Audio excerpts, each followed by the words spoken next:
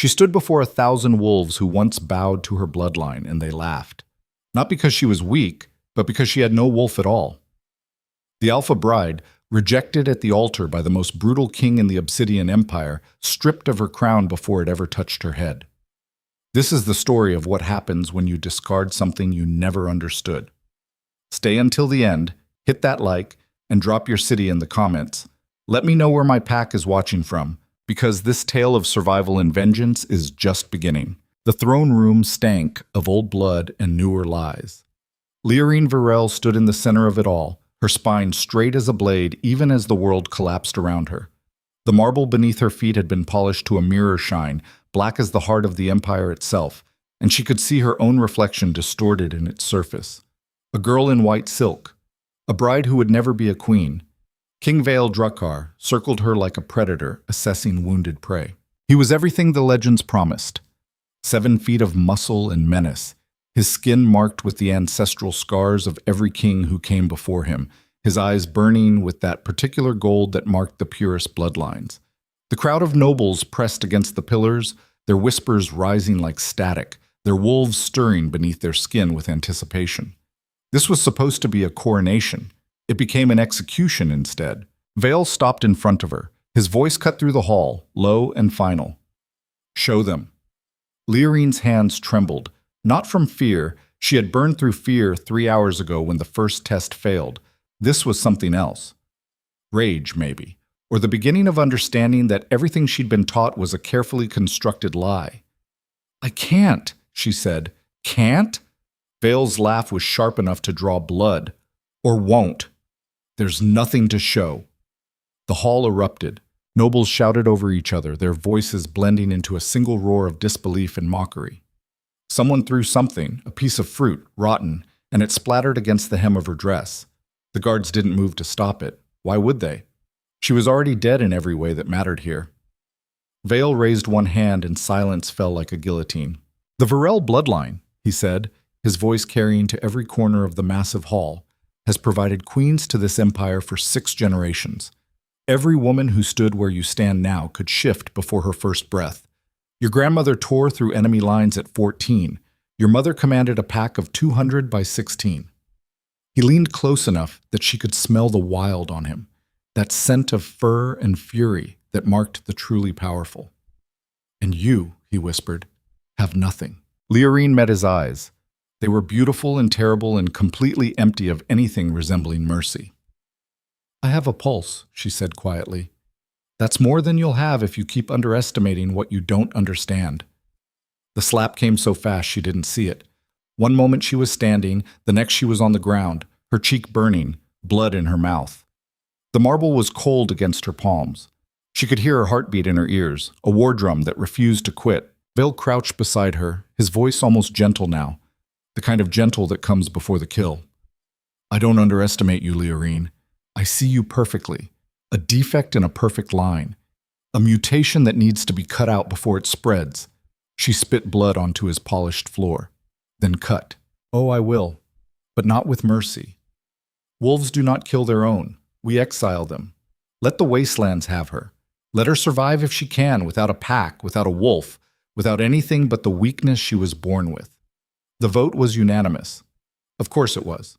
Leorine had grown up in this court, had played with half these nobles' children, had sat through dinners and ceremonies and the endless dance of power that ruled the empire, and not one of them spoke for her. Not one of them questioned the king's judgment, because in a world where strength was the only currency that mattered, she had just been declared bankrupt. They stripped her of everything before dawn. The silk dress went first, replaced with rough cotton that smelled of the servants' quarters. Her jewelry, generations of Virell heirlooms, was removed piece by piece and locked away. The guards were efficient and cold, their hands impersonal as they transformed her from bride to exile in less than an hour. Her mother didn't come. That hurt worse than the slap, worse than the mockery, worse than any of it. Elara Virell had built her entire existence on the promise of her daughter's ascension. Every lesson, every brutal training session, every whispered reminder that Virells did not fail. All of it had been preparation for a throne that would never be sat upon. The silence from her family's wing of the palace was answer enough. They had already disowned her. The guards led her through corridors she'd walked 1,000 times. But everything looked different now. The tapestries depicting centuries of empire victories seemed to mock her. The portraits of past queens stared down with contempt. Even the servants averted their eyes as she passed, as if weakness were contagious. At the eastern gate, the one that opened onto the wastelands, they stopped. Captain Rion had trained her once, back when everyone still believed she would shift any day now. He'd been patient then, almost kind. Now his face was carved from stone. "You have until the sun clears the wall," he said. "After that, if you're still in sight of the Empire, the archers have orders to fire." Leorine looked at the wasteland stretching before her. Endless gray sand and twisted rock formations, the kind of landscape that ate travelers whole and left nothing but bones. No one survived out there without a wolf. The shift was what allowed you to hunt, to fight, to endure the temperature swings and the predators that roamed the deep desert. Without it, she was just meat waiting to spoil. "Any last words?" Rion asked. There was something in his voice. Not quite sympathy, maybe just the memory of who she used to be. "Yeah," Leorine said. She turned to face the palace, the great black fortress that had been her home for 22 years. "Tell them I'll be back." Rion almost smiled. "No, you won't." "Maybe not, but if I do—" She met his eyes. "They won't laugh then." She walked through the gate before he could respond. The desert hit her like a physical force, heat that made her skin prickle, wind that tasted of salt and ash, and beneath it all a silence so profound it felt like drowning. Behind her, she heard the gate slam shut with a finality that made her bones ache. She didn't look back. Looking back was for people who had something to return to. The first day nearly killed her. Leorine had studied in the wastelands in theory. Every noble child did, learning about the Empire's borders and the dangers beyond. But theory was useless when your tongue was swollen from thirst and your feet were bleeding through stolen shoes that didn't fit. She rationed the single water skin they'd given her, taking sips so small they barely wet her mouth. By midday, it was empty. By afternoon, she was hallucinating. Her father appeared first, walking beside her through the sand. He'd died when she was 7, torn apart in a territorial dispute with a rival pack. She remembered him as laughter and rough hands lifting her onto his shoulders, but the ghost that walked with her now was silent and disappointed. "You should have tried harder," the ghost said. "I tried everything," she whispered. "Not everything. You could have been stronger. I didn't know how. Then you deserve this." The ghost dissolved into heat shimmer and she was alone again, stumbling over rocks she couldn't quite see, her vision blurring at the edges. The sun was a tyrant overhead, crushing her into the sand 1 degree at a time. She thought about dying. It would be easy. Just stop walking, lie down in the sand and let the heat finish what the Empire started. No more struggling, no more pain, no more being the thing everyone pitied or mocked or rejected. But something in her refused. Maybe it was spite. Maybe it was the last ember of Virell pride burning in her chest. Maybe it was just the stubborn animal part of her brain that didn't understand how to quit. She kept walking. Night brought different terrors. The temperature plummeted so fast she thought her bones might crack. She found a shallow depression between 2 boulders and curled into it, shivering so hard her teeth rattled. The stars came out, more than she'd ever seen from the palace. A blanket of light that would have been beautiful if she wasn't dying. Sounds carried differently in the dark. Every scrape of wind against rock became a predator stalking closer. Every distant howl, and there were many, reminded her that she was prey now. Not a wolf, not even a woman, really, just meat that hadn't been eaten yet. She slept in fragments, waking every few minutes in panic, certain something was standing over her. Nothing ever was. Somehow, that was worse. Dawn came like a punishment. Leorine couldn't stand at first. Her muscles had locked during the night, her lips were cracked and bleeding, and her skin felt like it had been scraped raw. But she stood anyway, because the alternative was dying right here, and spite was a powerful motivator. She had no plan, no destination, just a vague sense that deeper into the wasteland meant farther from the Empire, and farther meant safer from archers or hunting parties sent to ensure she actually died. The second day, she found water. It was green and smelled like rot, pooled in a depression in the rock where something had probably died weeks ago. She stared at it for a long time, weighing death by thirst against death by poison. Thirst won. She drank it like wine, gagging on the taste but forcing it down, and then she vomited it all back up 10 minutes later. The cycle repeated 3 times before her body accepted it. By evening, she had violent cramps and diarrhea that left her weak as a newborn. But she was alive, and that was something the Empire hadn't counted on. Day 3. The hallucinations got worse. Her mother walked beside her now, dressed in the formal robes she'd worn to council meetings. Leorine Virell had been beautiful in the way that dangerous things are beautiful, all sharp edges and controlled power. The hallucination captured it perfectly. "You're embarrassing the family," hallucination Alara said calmly.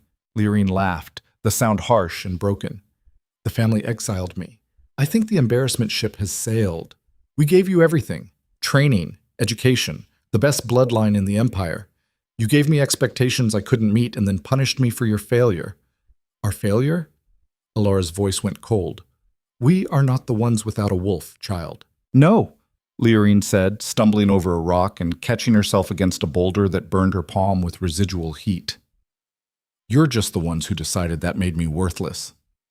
The hallucination smiled, and it was the cruelest thing Leorine had ever seen. "If you survive this," her mother said, "it won't change what you are. Broken, defective, less." "Maybe," Leorine whispered, "or maybe I'm something you never had the imagination to understand." Her mother disappeared. Leorine kept walking. There's a point in every survival story where the person either breaks or evolves, where the body realizes it's not going to get rescued and starts making adaptations it didn't know were possible. Leorine hit that point on day 4. She woke before dawn, her body moving on instinct before her mind caught up. The night predators were still hunting. She could hear them, distant but closing. Without thinking, she pressed herself against a rock face and went absolutely still. Not the stillness of fear. Something else. Something deeper. Her breathing slowed. Her heartbeat quieted. And for just a moment, she felt connected to the stone at her back, part of it, invisible against it. The predator passed within 10 feet and never looked her way. After it was gone, Leorine sat there shaking, not from fear but from the shock of what had just happened. She had no wolf, no shift, no power that the Empire would recognize. But she'd just survived something that should have killed her, and she'd done it without any of the things they said she needed. On the 4th day, she found the bones.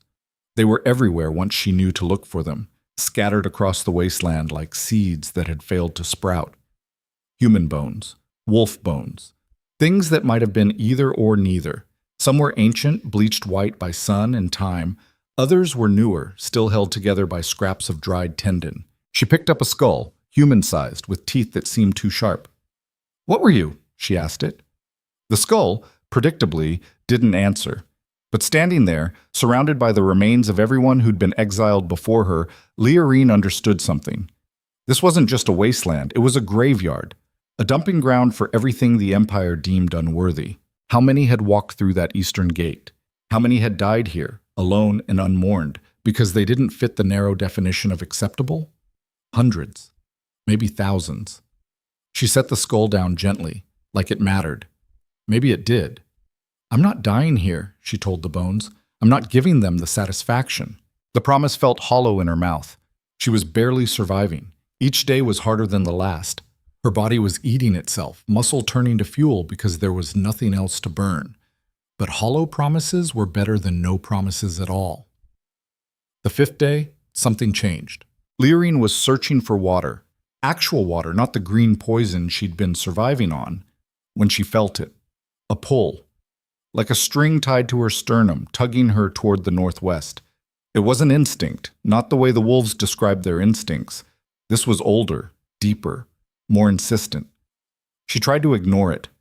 Following strange pulls in a deadly wasteland seemed like a poor survival strategy.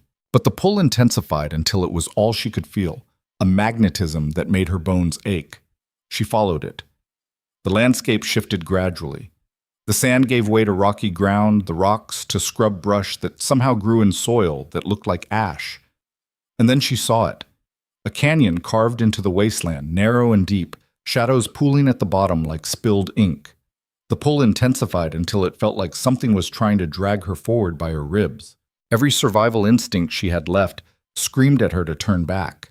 Nothing good lived in places like this. Canyons were death traps, ambush points, tombs waiting to close. But the pull was stronger than fear, stronger than sense, stronger than the voice in her head that sounded suspiciously like her mother telling her she was about to make another mistake. She climbed down. The canyon walls were close enough to touch on both sides, the stone smooth and cold despite the heat above. It should have been terrifying. Instead, it felt almost safe, protected, like the walls were keeping something out rather than keeping her in. At the bottom, she found the entrance. It was barely wide enough for a person, a crack in the canyon wall that led into absolute darkness. The pull sang in her chest now, a resonance that made her teeth ache and her vision blur at the edges. Leorine had no light, no supplies, no reason to think this was anything but a terrible idea. She went in anyway. The passage wound downward, the walls closing in until she had to turn sideways to squeeze through. Her breathing echoed off stone she couldn't see, creating sounds like whispers just out of range of understanding. Panic clawed at her throat. What if she got stuck? What if this led nowhere? What if she just crawled into her own tomb? Her hands scraped against rough stone. Her shoulders brushed walls that seemed to pulse with warmth. The darkness was absolute, the kind of black that makes you forget what light looks like. And then the passage opened. The chamber was vast, carved from some kind of crystal that glowed with its own pale light. Not bright, just enough to see by, like twilight trapped in stone. Leorine stepped into it slowly, her breathing echoing off walls that seemed to pulse with each beat of her heart. The air tasted different here, older, like breathing in history. The center of the chamber held a pool. The water was black as ink and perfectly still. No ripples, no sound. Just an impossible circle of darkness in the middle of all that light, reflecting nothing, absorbing everything. Leorine approached it slowly. She'd been dying for 5 days, dehydrated, starving, burning with fever from the poison water and the relentless sun. Her body was eating itself. Her mind was fragmenting. She had maybe another day left before something vital broke down and didn't come back. This water could save her, or it could finish what the desert started. She knelt beside it. Her reflection stared back at her.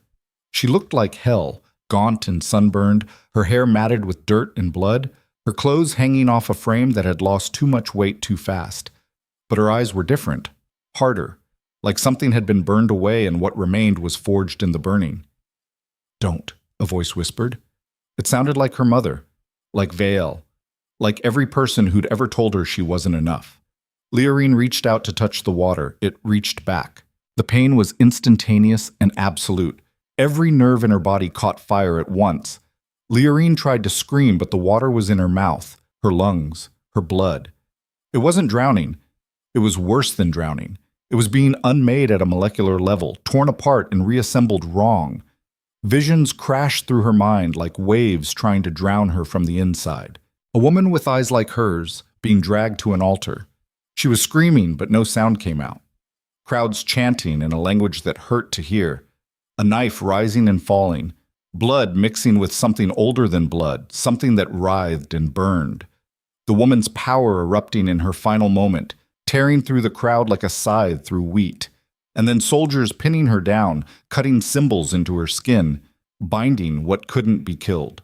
Another woman, centuries earlier, standing on a battlefield. No wolf, no shift. Just her and her will, and the absolute conviction that reality would bend or break.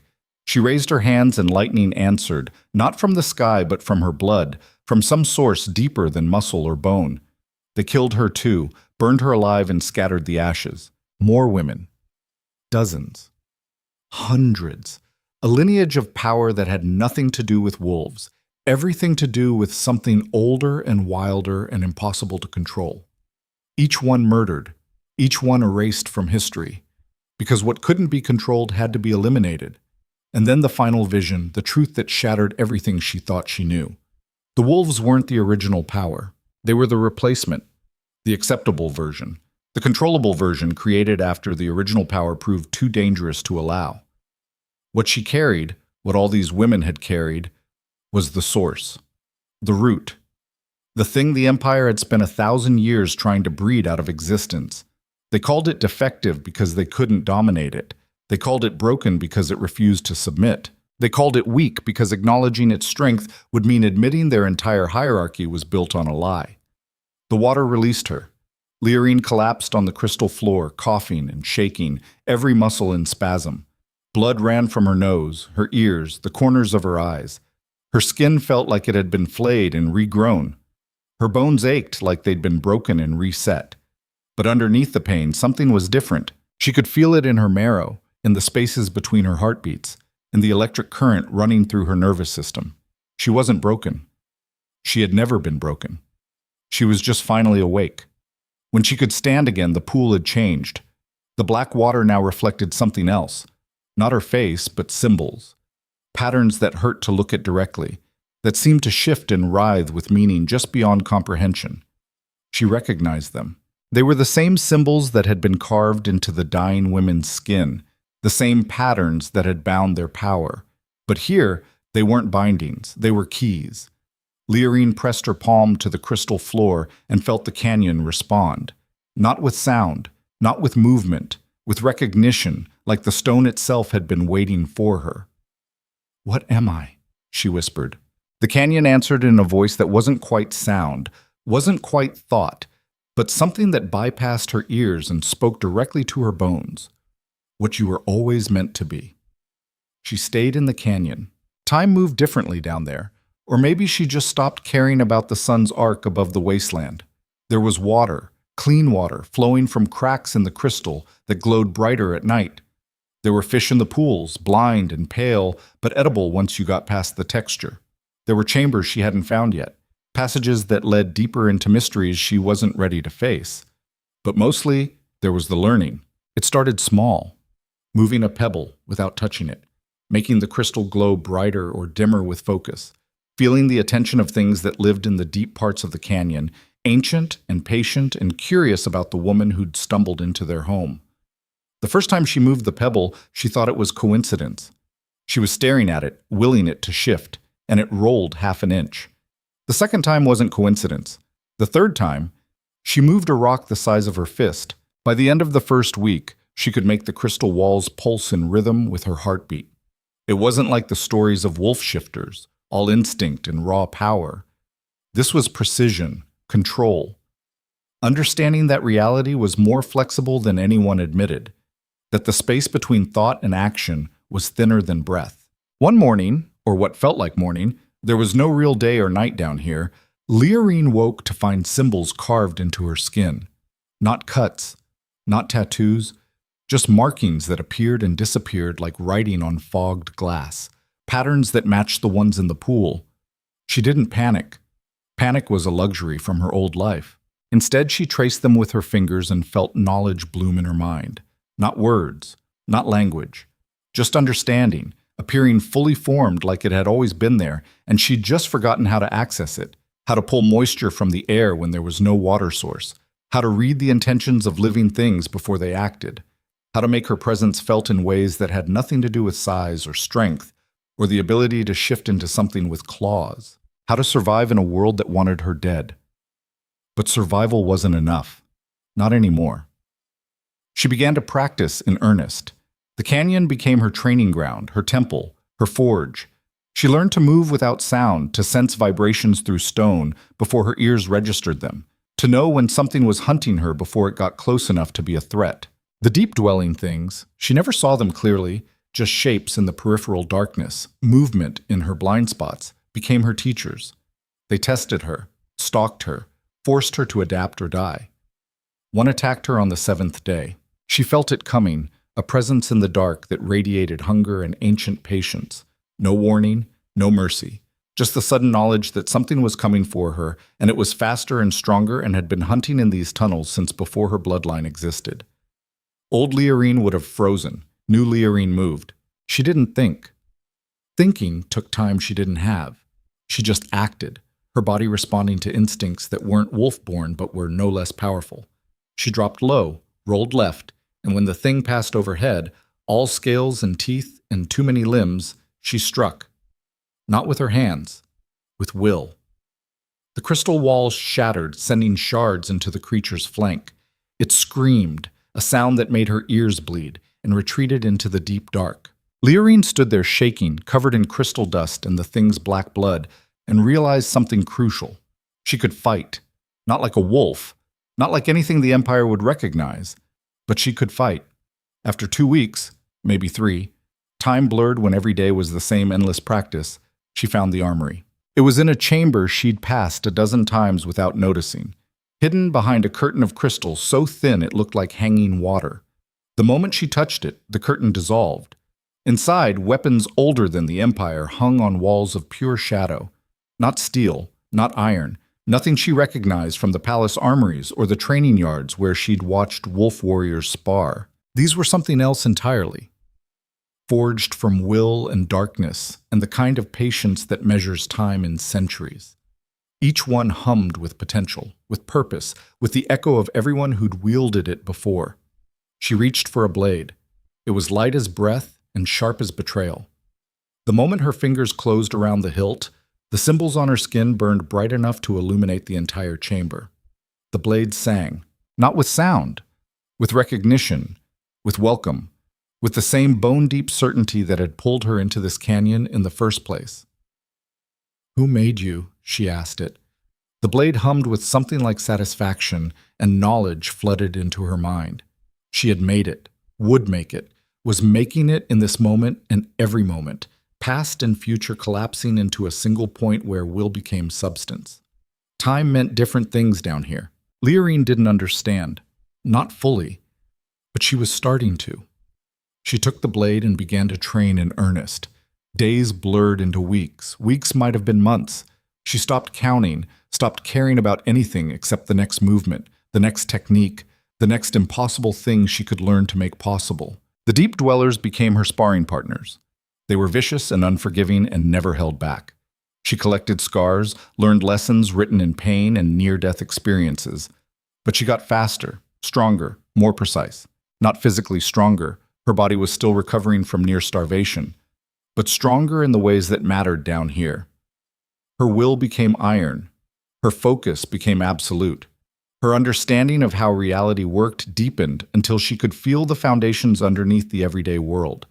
She learned to fight multiple opponents at once, to use the environment as a weapon, to turn her weaknesses into advantages. Being small meant being fast, being quiet, being underestimated. Let them underestimate her. It would be the last mistake they ever made. One day, and she knew it was the last day, could feel it in her bones like weather changing, she climbed back to the surface. The wasteland hit her like a greeting from an old enemy. Still brutal, still trying to kill her. But now she felt different underneath it, solid, real. Not despite her lack of a wolf, but because of what she had instead. The sun didn't crush her anymore. The heat was just heat. The danger was just danger. She had survived worse in the dark below. She walked northwest, following that same pull that had led her to the canyon. It was weaker on the surface, diluted by sunlight and open air, but still there. A compass pointing toward something she couldn't name yet. Toward her future, maybe. Or toward everyone who'd tried to erase it. The first settlement she found was barely worthy of the name. 20 people, maybe, living in structures built from scavenged Empire materials and desperation. Lean-tos made from broken carts, tents patched with rags, a communal fire pit surrounded by rocks that had been arranged with more hope than skill. They watched her approach with the hollow eyes of those who'd given up on hope months ago. An old man stepped forward. He was missing one arm and most of his teeth, his face weathered like stone left too long in the elements. But his spine was straight and his eyes were sharp. "You lost?" he asked. "No," Leorine said. "Are you?" He barked a laugh that turned into a cough. "Lost implies there's somewhere to be found. We're just here. Exiled, like you're about to be if you don't turn around. I've already been exiled." That stopped him. He looked her over more carefully, taking in the rough clothes, the lean muscle, the way she stood like someone who'd forgotten how to be afraid. "What did you do?" he asked. Didn't shift. Murmurs ran through the small crowd that had gathered. They knew what that meant. Ultimate failure in the Empire's eyes. Death sentence in the wasteland. The old man studied her for a long moment. "You don't look like you're dying. I'm not planning to. Plans and reality rarely match out here, girl." Leorine met his eyes and let him see what she'd become in the dark below the world. Then I'll change reality. Something flickered in his expression. Not quite belief. Maybe the memory of what belief felt like, buried under years of survival and resignation. You got a name? He asked. Leorine Virell. The crowd reacted like she'd struck them. Virell. The bloodline that had given the Empire 6 generations of queens. And here was one of them, standing in exile rags in a wasteland settlement, claiming she'd change reality. The old man's expression shifted. Well, that's either the bravest or stupidest thing I've heard in a decade. Which is it? Leorine smiled, and it felt like the first real smile she'd managed in months. The kind of smile that had teeth in it. Stay and find out, she said. Give me a month. The old man, his name was Karth, she learned later, laughed again. This time, it didn't turn into a cough. A month, he agreed. And if you're still alive at the end of it, maybe I'll start believing in miracles again. Leorine looked at the settlement, at the people who'd been discarded by the Empire just like her, at the survivors who'd somehow kept breathing despite everything trying to kill them. Not miracles, she said, just reality, recognizing what it tried to erase. And in that moment, standing in a wasteland settlement under a brutal sun, surrounded by the Empire's rejects and outcasts, Leorine Virell felt something she hadn't felt since the throne room. Purpose. Not the purpose they'd tried to force on her, not the destiny of becoming some king's acceptable queen, but something older, wilder, uncontrollable, the purpose of a woman who'd died in the wasteland and been reborn in the dark, who'd learned to fight without a wolf and survive without a pack, who'd discovered she was never broken, just suppressed. The purpose of a woman who would return to the empire that rejected her, not as a bride, as a reckoning. Karth was still watching her, his expression caught between skepticism and something that might have been hope trying to remember how to exist. 1 month, he said again. Leorine nodded. She didn't tell him that a month was generous, that she could feel the pull still tugging at her, pointing back toward the Empire, toward the throne room where she'd been humiliated, toward the king who'd discarded her. She didn't tell him that every moment she stayed here was just preparation for what came next. She didn't tell him that in the dark below the canyon, she'd seen visions of the future, of herself walking into the capital, of Vale's face when he realized what he'd created by rejecting her. She didn't tell him any of that. She just smiled and said, "Get some rest, old man. Tomorrow we start building something the Empire won't be able to ignore." And far away, in the throne room of the Obsidian Empire, King Vial Drakkar sat on his throne and felt something he'd never felt before. A chill down his spine that had nothing to do with temperature, a whisper of consequence approaching. The first tremor of understanding that rejection doesn't eliminate a threat. It just removes it from sight long enough to evolve into something far more dangerous. He dismissed the feeling. That was his first mistake. His last would come later, when the woman he'd discarded walked back through his gates, and he realized too late that he'd rejected not a defect, but the only thing in the Empire that could unmake him. The settlement called Ashfall woke to the sound of Leorine moving through it like a storm with purpose. She didn't announce herself, didn't gather everyone for some grand speech. That was Empire thinking, the belief that change required ceremony and approval from those it would affect. She just started working. Karth found her an hour after dawn, crouched beside the communal fire pit with her hands pressed flat against the ash-covered ground. Her eyes were closed. Sweat beaded on her forehead despite the morning chill. "What are you doing?" he asked. "Finding water. We've got water, that green poison 2 miles west." Leorine opened her eyes. The symbols on her skin, visible now in the early light, pulsed once and went dark. "That's not water. That's desperation in liquid form." She stood, brushing ash from her palms, and pointed to a spot 30 feet from the fire pit. "Dig there. 4 feet down. You'll hit a spring that's been trying to surface for the last decade." Karth stared at her like she'd grown a second head. "How do you know that?" I asked the ground. It answered. The old man's face went through several expressions before settling on something between skepticism and the kind of desperate hope that people feel right before disappointment crushes them again. "We don't have tools for digging. Lost them in a sandstorm 3 months back." "Then we make tools." Leorine walked to the edge of the settlement where scrap materials were piled. Broken cartwheels, shattered pottery, Pieces of Empire refuse that had blown this far into the wasteland. She sorted through it with the focus of someone reading a language only she understood. She picked up a piece of metal. It had been part of a spear once, before rust and time had reduced it to a jagged edge attached to nothing useful. She held it up to the light, turning it slowly, and Karth watched her lips move in words too quiet to hear. The metal straightened, not all at once, not with the dramatic flair of Empire magic. It just gradually remembered what it used to be, the rust flaking away, the edge sharpening, until Leorine held a functional spade where moments before there'd been scrap. She handed it to Karth. His hand shook when he took it. "Start digging," she said. 4 feet. Don't stop when you hit wet soil. That's just the beginning."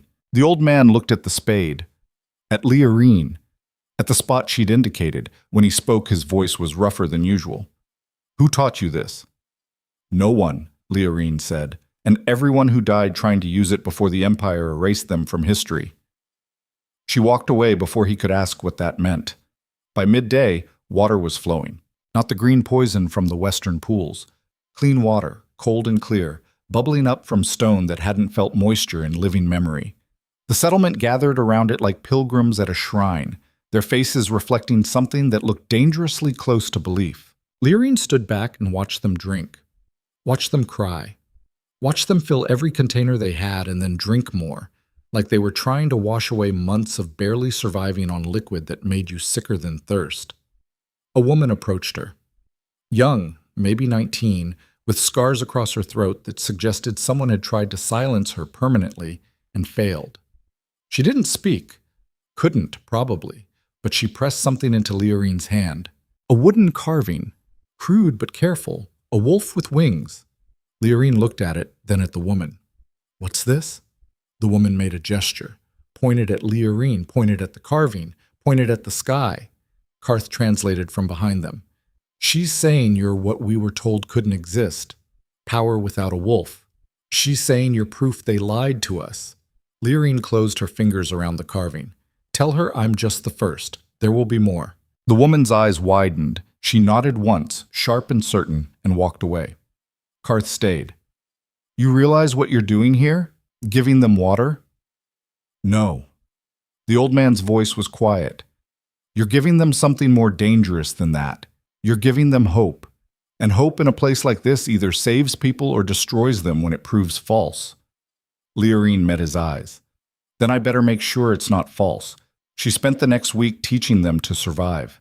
Not the way the Empire taught survival, through dominance and hierarchy, and the assumption that strength was the only thing that mattered. She taught them the lessons she'd learned in the canyon, in the dark, in the space between dying and discovering she'd never been alive the right way to begin with.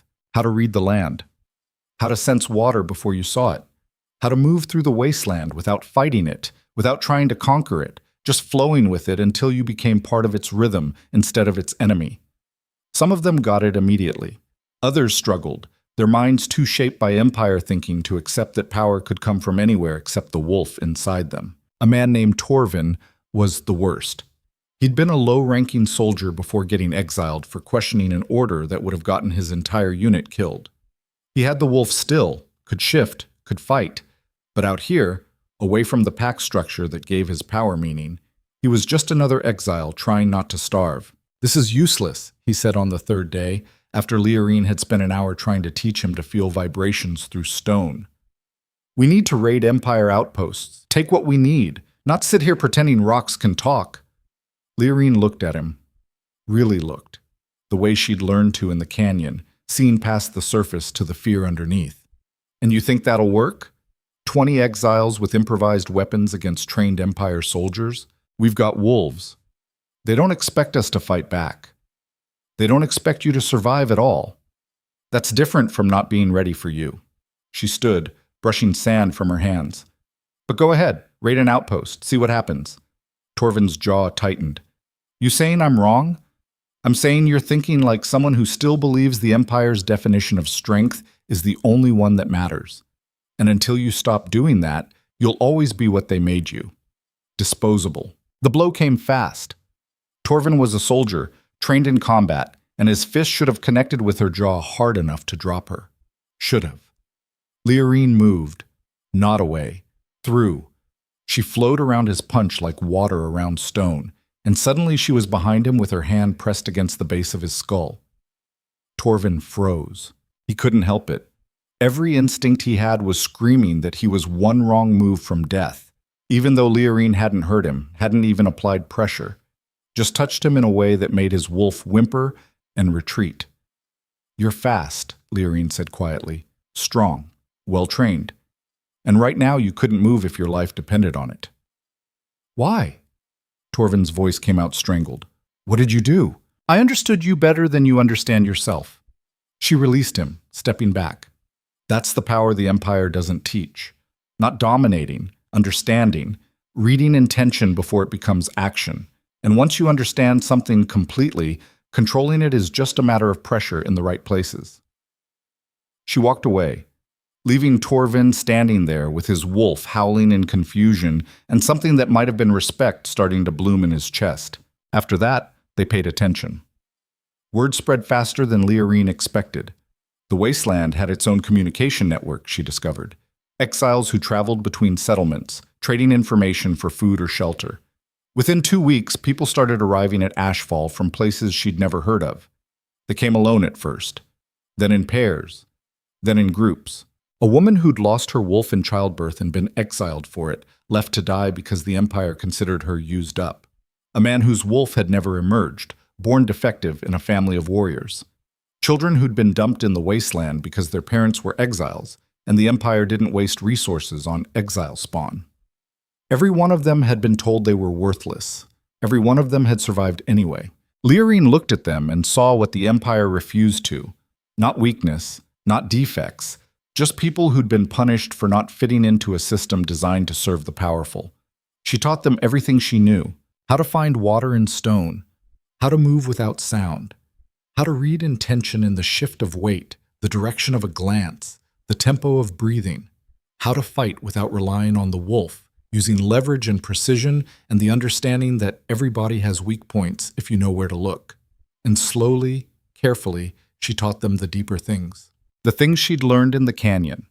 How reality was more flexible than they'd been told. How could shape substance if you understood the relationship between them. How power didn't come from dominance, but from alignment with forces older than the Empire, older than wolves, old as the earth itself. Not everyone could do it. Some people's minds were too rigid, too shaped by Empire doctrine, but enough could. Enough learned to move small objects with focus. Enough learned to sense water underground. Enough learned to do impossible things that would have gotten them killed in the Empire for being uncontrollable. By the end of the first month, Ashfall had 50 people. By the end of the second, it had 120. And in the throne room of the Obsidian Empire, King Virell Drakkar was starting to hear whispers that made his wolf pace with unease. The council met in the war room where strategy was discussed and enemies were dissected. Virell sat at the head of the table, his generals arranged on either side like teeth in a predator's jaw. They were reporting on border security, trade routes, the endless small conflicts that kept an empire running. He wasn't listening. His mind kept circling back to a feeling he couldn't name, a pressure at the base of his skull that had been building for weeks. His wolf felt it too, restless and aggressive in a way that had nothing to do with territorial disputes or mating season. Something was wrong. He just didn't know what yet. General Kavros was speaking, his voice a low rumble. Increased activity in the eastern wastelands. Scouts report settlements appearing where there should only be bones. Virell's attention snapped into focus. Settlements? Small ones. Exiles banding together instead of dying like they're supposed to. Kavros shrugged. Nothing to concern yourself with, my king. The wasteland will kill them soon enough. How many? Kavros hesitated. Last count was 5 settlements, maybe 300 total. Mostly the usual, wolfless, criminals, political inconveniences. 300 people who should be dead aren't dead. That seems like something to concern myself with. The general's jaw tightened. We can send a cleanup force if you'd like. Remind them why they were exiled. Virell considered it. 300 people scattered across the wasteland shouldn't matter. They were no threat to the Empire, no threat to his rule, just refuse that hadn't decomposed on schedule. But that pressure at the base of his skull intensified. Who's leading them? He asked. No one, as far as we know. They're just survival clusters. No organization, no leadership, just desperation making them cling to each other. Find out for sure, Vale said. I want to know everything about these settlements. Numbers, resources, and especially any names we might recognize. Because something in him, some instinct older than thought, whispered that this mattered more than it should, that somewhere in those wasteland settlements, something he'd discarded was refusing to stay discarded. Kavros nodded. As you command.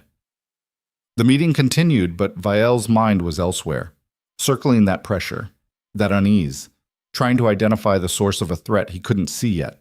This is what separates good rulers from great ones. Good rulers react to threats they can see. Great rulers sense the ones still forming in the dark, still gathering strength, still deciding whether to strike or retreat. Vale had always been great. But greatness requires you to trust your instincts even when they don't make sense. And his instincts were screaming that something in the wasteland was evolving into a problem he should have eliminated months ago. 3 weeks later, Kavros returned with a report. Vale read it in his private chambers, away from the council, away from advisors who would want to discuss and debate and turn information into politics. The settlements had grown. 5 had become 8. 300 had become 500, and they weren't just surviving anymore. They were thriving. Wells had appeared in the wasteland where there should be no water. Structures were being built from materials that shouldn't exist out there. And the exiles themselves were different, healthier, stronger, organized in ways that suggested leadership even though the scouts couldn't identify who was leading. Virell read through casualty reports. 2 scouting parties had been attacked, not killed, carefully disabled and sent back with messages carved into their skin. We are not your refuse. We are what you discarded. And we remember. The handwriting was elegant, educated, the kind of script taught to noble children. Vale's hands tightened on the parchment. At the bottom of the report, Kavros had added a note in his own hand. One name keeps appearing in exile testimonies. They call her the Returned. Description matches a woman exiled 4 months ago. Virell bloodline, no confirmed wolf. You may remember her. The parchment tore in Vael's grip. He remembered. A girl in white silk standing in the throne room, trying so hard to be brave while her world collapsed. He'd called her defective, broken, a mutation to be cut out. He'd exiled her to die, and she'd had the audacity to survive. More than survive. Apparently she'd built something in the wasteland, gathered the Empire's refuse around her, turned survival into organization, organization into threat. Vale stood and walked to the window overlooking his empire. Black spires stretching toward a sky that belonged to him. Streets filled with wolves who bent their necks in submission when he passed. Power consolidated through generations of careful breeding and ruthless elimination of weakness. He'd built this. And some wolfless girl thought she could challenge it from a wasteland? The laugh that escaped him was harsh. Let her try. Let her gather every exile, every outcast, every defective bloodline. Numbers meant nothing without strength. Organization meant nothing without power. And she had no wolf, which meant she had nothing that mattered. But even as he thought it, that pressure at the base of his skull intensified until it felt like something was trying to crack his bones from the inside. His wolf snarled, not in anger, in warning. Predator. Recognizing predator. Vale dismissed it. Instinct was useful, but it wasn't infallible. Sometimes wolves sensed threats that didn't exist, phantom dangers conjured from too much peace making them restless. That's all this was. Paranoia over nothing. He returned to the report and began planning. Not an attack. Not yet. That would be overkill, would make him look threatened by someone who posed no real danger. Just increased patrols. Tighter border security, and quiet orders to make sure any exile caught trying to return to the Empire was executed immediately. Standard procedure. Nothing to worry about. In Ashfall, Leorine woke from a vision that left her shaking. She'd seen the throne room, seen Vale reading reports about her, seen the exact moment his expression shifted from dismissal to something colder. He knew she was alive, and he was planning, not an attack. Not yet. He was too smart for that. Too careful to waste resources on something he still considered beneath him. But he was paying attention now. which meant the timeline had just accelerated. Karth found her sitting by the central well, staring at nothing. "You all right?" Leorine blinked, pulling herself back to the present. "He knows." "Who knows what?" "Vale, he knows I'm alive. He knows about the settlements." She looked at the old man. "We're on borrowed time now." Karth lowered himself to sit beside her, his missing arm making the movement awkward but practiced. "You knew this would happen eventually. Can't build something out of the Empire's discards without them noticing. I was hoping for more time." "Time for what?" "To be ready." "Ready for what?" Karth's voice was gentle. "What's the end game here, girl? You gathering an army? Planning to march on the Empire? Because I like you, but I've seen what happens to people who think they can challenge an empire with good intentions and makeshift weapons." Leorine was quiet for a long moment. When she spoke, her voice was steady. "I'm not challenging the Empire. I'm becoming the thing it can't ignore. The proof that everything it's built on is a lie. That's the same thing." "No. Challenging assumes you're playing by their rules, fighting for legitimacy within their system. I'm not doing that." She turned to look at him. "I'm building an alternative, a demonstration that power doesn't require their definition of strength, that the people they discard aren't weak, just incompatible with a system designed to serve those already powerful." Karth studied her face. "That's a fancy way of saying rebellion. Rebellion suggests, I want what they have. I don't want their throne. I want to make it irrelevant." The old man laughed, rough and genuine. "Now that's ambitious. Also probably impossible. Also definitely going to get a lot of people killed." "Probably," Leorine agreed. "So anyone who wants to leave should leave now, before this becomes the kind of fight where walking away isn't an option anymore. And you? You gonna walk away?" Leorine looked at the settlement they'd built. 50 structures now, ranging from solid to aspirational. 500 people, maybe more. She'd stopped counting. Wells flowing with clean water, gardens starting to grow in soil they'd coaxed into fertility, children playing instead of just surviving, exiles building lives instead of waiting to die. "No," she said. "I'm going to finish what they started when they decided I was disposable." Karth nodded slowly. "Then I guess I'm staying too. Someone needs to make sure you don't get yourself killed doing something stupidly heroic." "I'm not heroic." "I know, that's what worries me. Heroes die for causes. But people like you live long enough to make everyone regret underestimating you." He stood, offered her his remaining hand, and pulled her to her feet. "Come on," he said. "If we're about to pick a fight with an empire, we should probably make sure everyone knows what they're signing up for." That night, Leorine gathered the settlement. She didn't call it a meeting, didn't frame it as a decision point.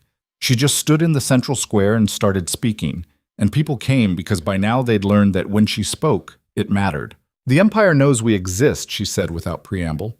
"They're watching, planning, and soon they'll decide whether we're a threat worth eliminating or just an embarrassment to be ignored until we collapse on our own." Murmurs ran through the crowd. Fear, anger, the complicated mix of emotions that comes from being hunted by the same people who already tried to kill you once. Leorine waited for quiet. "Here's what you need to understand," she continued. "We're not a threat because of our numbers. We're not a threat because of our weapons or our organization. We're a threat because we exist.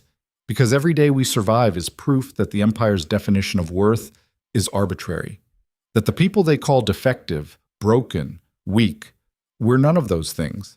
We're just incompatible with a system that requires us to be less than we are." A woman in the crowd spoke up. "So what do we do? Hide better?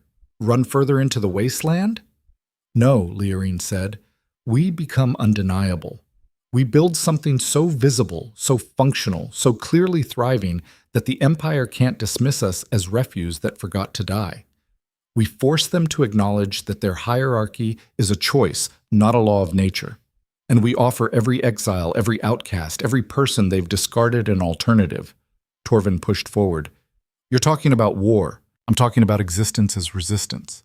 We don't have to attack the Empire. We just have to refuse to disappear. And that refusal, maintained long enough and visibly enough, is more dangerous to them than any army. Because systems built on lies can tolerate opposition. They're designed for it, ready for it, good at crushing it. But what they can't tolerate is proof that the lies aren't necessary, that there's another way." The crowd was silent now, listening, calculating what she was asking them to risk. "Some of you are thinking this is suicide," Leorine said, "that we're exiles with nothing, and they're an empire with everything. You're right. By their metrics, we should lose, but their metrics only work if we fight the way they expect. Strength against strength, wolf against wolf, dominance against submission." She let the words settle. "We're not going to do that. We're going to fight the way they can't predict, with survival that shouldn't be possible, with power that doesn't fit their definitions, with existence that proves their entire hierarchy is built on the decision to value one kind of strength and erase all others. Will people die? Probably. Will this be hard? Absolutely.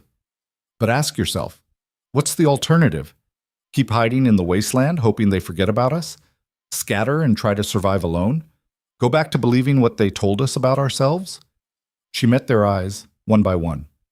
"Or do we build something that makes the Empire's rejection irrelevant? That demonstrates we were never broken, just measured by the wrong standards?"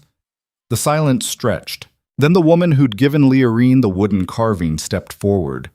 She couldn't speak, but she didn't need to. She just stood beside Leorine, facing the crowd, her stance making her position clear. Others followed. Torvin came next, his jaw set. "I still think you're crazy, but I'm tired of running, so I'm in." Karth limped up, grinning. "Someone has to keep the crazy ones from getting killed too quickly." One by one, the exiles stepped forward. Not all of them. Some drifted to the edges of the crowd, making themselves smaller, already planning their escape. Leorine didn't stop them. Fear was rational. Survival was rational. What she was asking for was neither. But by the time the crowd dispersed, 3/4 of the settlement had committed to staying, to building, to existing as loudly and visibly as possible, consequences be damned. Leorine stood in the empty square after everyone left, feeling the weight of what she'd just done. She'd given them hope, and hope, wielded properly, was the most dangerous weapon in existence. The next morning, she started training them in earnest. Not survival anymore. Strategy, combat. The deeper mysteries she'd learned in the canyon, teaching them to those who could grasp it, adapting it for those who couldn't. She divided them into groups based on ability, not hierarchy. Those who could manipulate reality through will became scouts and specialists. Those who still had their wolves became the visible force, the expected threat. Those who had neither became support, logistics, the invisible architecture that made everything else possible. And she taught them all the same core lesson. The Empire expects you to be weak because you don't fit their definition of strong. Use that. Let them underestimate you until the moment you prove they should have paid attention. Weeks blurred into months. The settlements grew. 8 became 12. 500 became 1,000. And the wasteland itself seemed to respond, becoming less hostile, more cooperative, like it recognized kindred spirits in people who'd been cast out by those who claimed to own it. Leorine felt herself changing too. The girl who'd stood in the throne room and begged for acceptance was gone. In her place was someone harder, sharper, more certain. Someone who'd learned that power didn't require permission, that legitimacy was just another word for approved by those already powerful. She didn't need approval. She just needed to exist loudly enough that silence wasn't an option. In the Empire, Virell's unease grew into something darker. The reports kept coming, settlements thriving, exiles organizing, and at the center of it all, one name appearing over and over. Leorine Virell, the wolfless bride he'd discarded. His generals wanted to attack, crush the settlements before they became a real threat. But Virell held back, and he couldn't fully articulate why. Maybe it was pride. Attacking would acknowledge she mattered, would elevate her from exile to enemy, giving her a legitimacy she didn't deserve. Maybe it was curiosity. What could a wolfless woman possibly build in the wasteland that warranted his attention? Or maybe it was that pressure at the base of his skull, now constant, now screaming at him that this wasn't a threat he could crush with conventional force. That somewhere in the wasteland, the woman he'd rejected had become something his instincts recognized as dangerous, even though his logic insisted it was impossible. 3 months after Leorine's speech in Ashfall, a patrol returned to the Empire with a message. Not carved into skin this time, carved into stone. A pillar 10 feet tall, erected at the exact point where wasteland became Empire territory. And on it, in that same elegant script, words that would reach Vale within hours and keep him awake for nights after. To the Obsidian Empire and its king, who values strength above understanding, we are the people you discarded. We do not ask for your acknowledgement. We do not require your acceptance. We simply exist, and our existence is proof that your hierarchy is preference disguised as law. You called us broken, defective, weak. But we are building something in the places you thought could sustain no life. We are thriving in the spaces you reserved for death. And every day we survive is another crack in the foundation of everything you claim to rule. We are not your enemy. We are your consequence. And consequences, once set in motion, cannot be exiled. Below the words, a symbol Vile didn't recognize. Something older than the Empire. Older than wolves. And at the very bottom, a signature. Leorine Virell, first of the returned. When Vale read it, his wolf howled, not in rage, in recognition of a challenge that had just crossed from implicit to explicit, from ignorable to unavoidable, from exile to declaration. The king stood in his war room, surrounded by generals waiting for orders, and felt the exact moment when this stopped being something he could dismiss and became something he would have to answer. The moment when his rejection of a wolfless bride transformed into the defining conflict of his reign. And in the wasteland, Leorine felt that same moment through the connection she'd learned to maintain with the stone pillar. Felt Vale's fury, his confusion, his dawning realization that he'd made a mistake months ago that was only now revealing its full cost. She smiled. Not in triumph. Not yet. But in the cold satisfaction of someone who'd just moved the first piece in a game her opponent didn't realize had already started. Who just forced a king to acknowledge that the girl he'd discarded as worthless was now the only thing in his empire capable of unmaking everything he'd built. The point of no return had arrived, and neither of them could walk away now. The stone pillar stood for 3 days before Vale sent his answer. It came at dawn, delivered by a single rider carrying a sealed message and a wolf's skull still wet with blood. The rider didn't speak, just handed the package to the first exile he encountered and rode back toward the Empire at a pace that suggested fear was a better motivator than orders. Leorine opened the message in front of the entire settlement. Her hands didn't shake. That was important. Leaders couldn't afford trembling hands when their people were watching for signs of weakness, for confirmation that the Empire's response would be what they all feared. The parchment was thick, expensive, the kind used for official declarations. Vale's handwriting was angular and precise, each letter formed with the kind of control that comes from a lifetime of never allowing anything about yourself to be soft. The message was short. You have 7 days to disband your settlements and scatter back into the wasteland where you belong. Every exile who surrenders will be granted swift death instead of what they deserve. Those who resist will learn why mercy is a luxury the strong occasionally grant, not a right the weak can demand. You call yourself first of the returned. I call you a mistake I should have corrected permanently. Consider this your opportunity to prove you're smarter than you are brave. Signed, Vael Drakar, King of the Obsidian Empire, Alpha of Alphas, and the last face you'll see if you choose war. Leorine read it aloud, her voice carrying across the square. When she finished, the silence was absolute. Then Karth laughed. It started as a chuckle and built into something that sounded half mad, the kind of laughter that comes from people who've already lost everything and found freedom in having nothing left to protect. 7 days, the old man wheezed. He gives us 7 whole days to be terrified. How generous! Others joined in. Not everyone. Some looked genuinely afraid, and Leorine didn't blame them. Fear was the rational response to an empire declaring you had a week to choose between death and worse. But enough people laughed that the fear couldn't take root and spread. Leorine let them settle before speaking. He thinks we're going to scatter, run deeper into the wasteland, and hope he forgets about us. Are we? Someone called out. No. Leorine folded the message carefully. We're going to do exactly what we said we'd do. Exist, build. Prove that his definition of worth is arbitrary. She looked around at faces that had become familiar over months of shared survival. And we're going to make him come to us. Because the moment he has to leave his empire and enter the wasteland to deal with us, he's already lost. Torvin pushed forward, his expression grim. You're talking about a siege. We don't have walls. We don't have weapons that can match Empire steel. And we definitely don't have enough fighters to hold against a real attack. You're right, Leorine said. By every conventional measure, we should lose. But conventional measures assume conventional warfare. She smiled, and there was nothing warm in it, and there's nothing conventional about what we've built here. The preparation began immediately. Leorine divided the settlements into teams, each with specific tasks. Some focused on fortifications, not walls, which would be obvious and attackable, but traps hidden in the sand, pressure points in the rock that could be triggered to create avalanches, water channels that could be diverted to turn solid ground into quicksand. Others worked on evacuation routes, ways to move the children, the injured, the non-combatants deeper into the wasteland if the fighting got too close. Hidden caches of supplies scattered across the territory so that even if the main settlements fell, survivors would have resources to rebuild.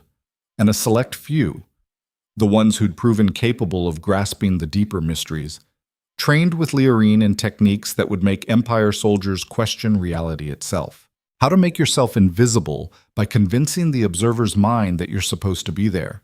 How to read muscle tension and predict attacks before they happen. How to turn an opponent's strength against them using leverage and precision instead of matching force with force. It wasn't magic, though it looked like it to those who didn't understand. It was just a different relationship with reality. One that acknowledged power came from understanding, not dominance. The days blurred together in a haze of preparation and mounting tension. On the 5th day, scouts reported Empire forces gathering at the eastern border. Not a small patrol. An army. 3,000 soldiers, maybe more, all of them with wolves, all of them trained to view exiles as something less than human. Karth found Leorine standing on the ridge overlooking Ashfall, watching the sunset paint the wasteland in shades of blood and copper. 3,000, he said without preamble. Against our what, 800 who can actually fight? Those aren't odds.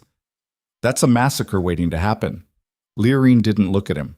Numbers only matter if both sides are playing the same game. And what game are we playing?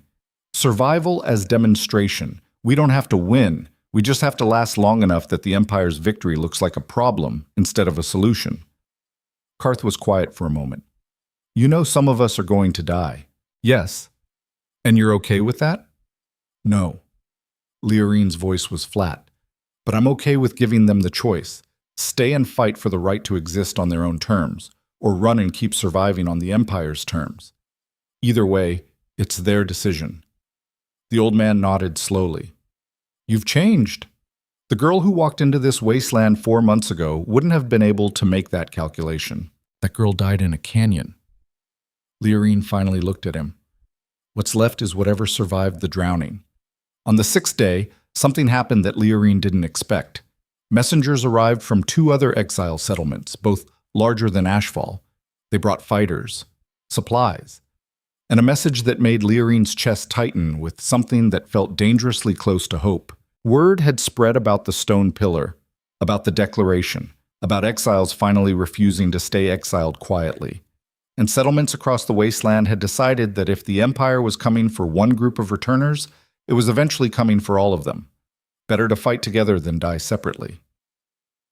By sunset on the 6th day, Ashfall's 800 had become 1,500, still outnumbered 2 to 1, still outmatched in conventional terms, but no longer alone. Leorine stood before them that night, looking at faces from settlements she'd never visited, people who'd survived their own hells and chosen to risk everything for a cause that wasn't even theirs. I won't lie to you, she said.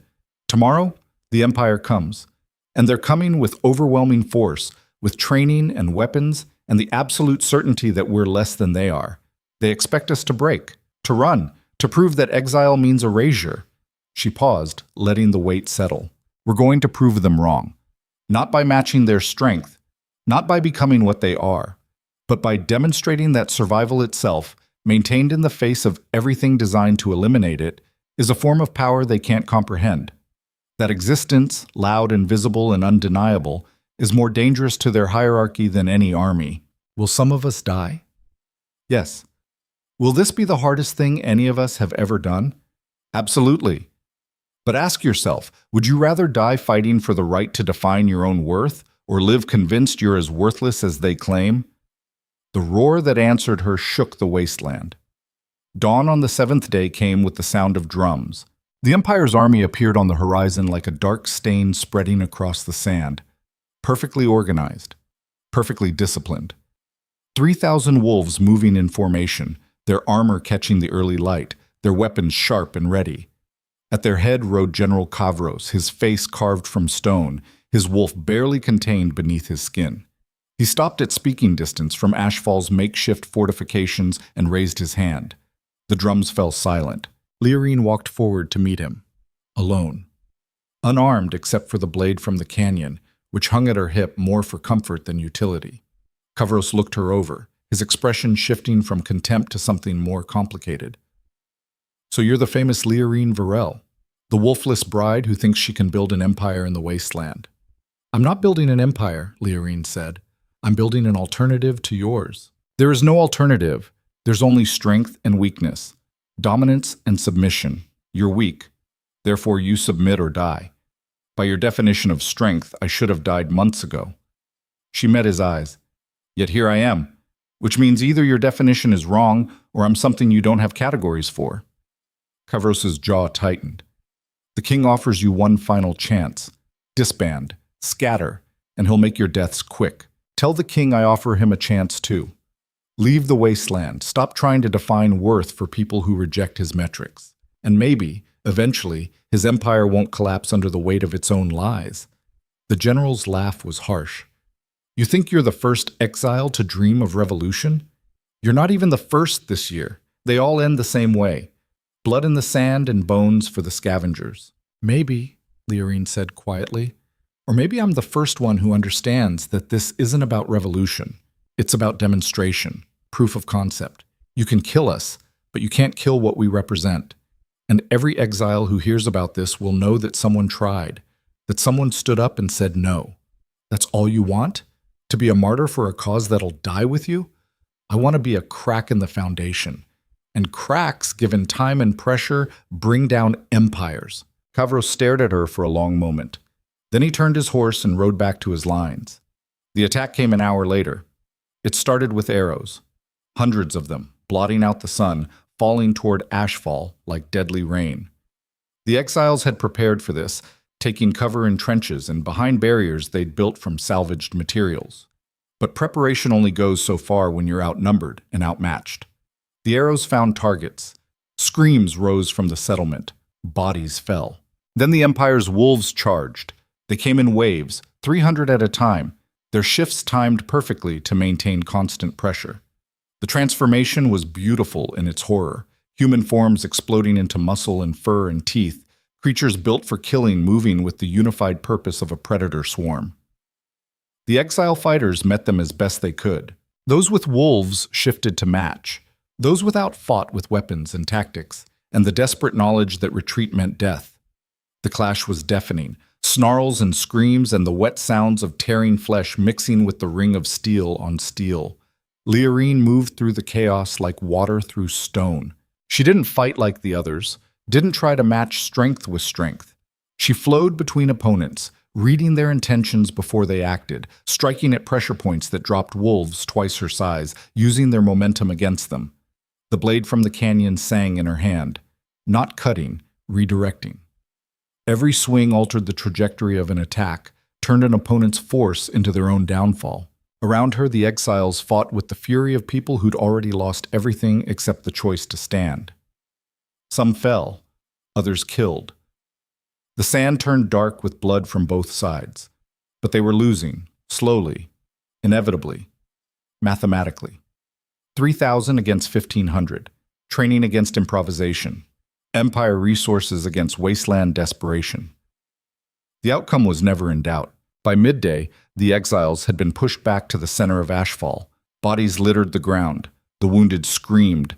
The survivors pressed together, forming a last defensive circle around the well that had been their first miracle. Leorine stood at the front, covered in blood that was mostly not hers, breathing hard, the symbols on her skin burning bright enough to see through her torn clothes. Kavros approached on foot, his wolf form magnificent and terrible, blood dripping from claws that had ended dozens of lives today. He shifted back to human, not bothering to cover himself. Modesty was for those who feared judgment. "It's over," he said. "You fought well. better than expected. But it's over. Leorine didn't lower her blade. Is it? Look around you. Half your fighters are dead. The rest are surrounded. You've proven whatever point you wanted to prove. Now end this before more people die for nothing. And Leorine almost agreed, because he was right. They'd lost. The demonstration was complete. Exiles had stood against an empire and fought instead of scattering. That was something, maybe even enough. But then she saw Karth's body. The old man was slumped against the well, his chest torn open, his remaining hand still clutching a weapon he'd been too slow to use effectively. His eyes were open, staring at nothing. He'd died defending people he barely knew, for a cause that wasn't even his, because someone had finally given him something worth more than survival. Purpose. And rage crystallized in Leorine's chest. Not the hot rage of impulse, the cold rage of someone making calculations that would have horrified the girl she used to be. She looked at Kavros. You're right. It is over, but not the way you think. She drove her blade into the ground and placed both palms flat against the sand. The symbols on her skin exploded with light, and the wasteland answered. This is what the Empire never understood about power. It comes in forms they don't recognize, from sources they've spent generations suppressing, through channels they've declared impossible. Leorine had learned in the canyon that reality was flexible, that will, applied with precision and absolute conviction, could reshape substance, that the space between thought and manifestation was thinner than breath for those who understood the relationship. She'd practiced on pebbles, on water, on small reshapings that didn't cost much. This would cost everything. But Karth was dead, and so were hundreds of others who'd believed her when she said their existence mattered, who'd trusted her to give them something worth dying for. She would not make their sacrifice meaningless. The ground beneath the Empire's army began to shift, not violently, not like an earthquake, just a slow, inexorable transformation from solid to liquid, stone becoming sand, becoming something that couldn't support weight. Wolves who'd been standing found themselves sinking. Armor that had been protection became anchors dragging them down. The more they struggled, the faster they sank, their own strength working against them. Kavros roared orders, but there was nothing to order. No enemy to fight, no target to attack. Just the ground itself becoming hostile, responding to a will that had learned to speak its language. Leorine held the transformation, her entire being focused on maintaining the reshaping. Blood ran from her nose, her eyes, her ears. The cost of bending reality was always paid in the currency of the one doing the bending, but she held it, and the Empire's army, perfect and disciplined and overwhelming, began to panic. Wolves shifted back to human, thinking smaller forms would be easier to extract, but human hands couldn't grip sand any better than paws could.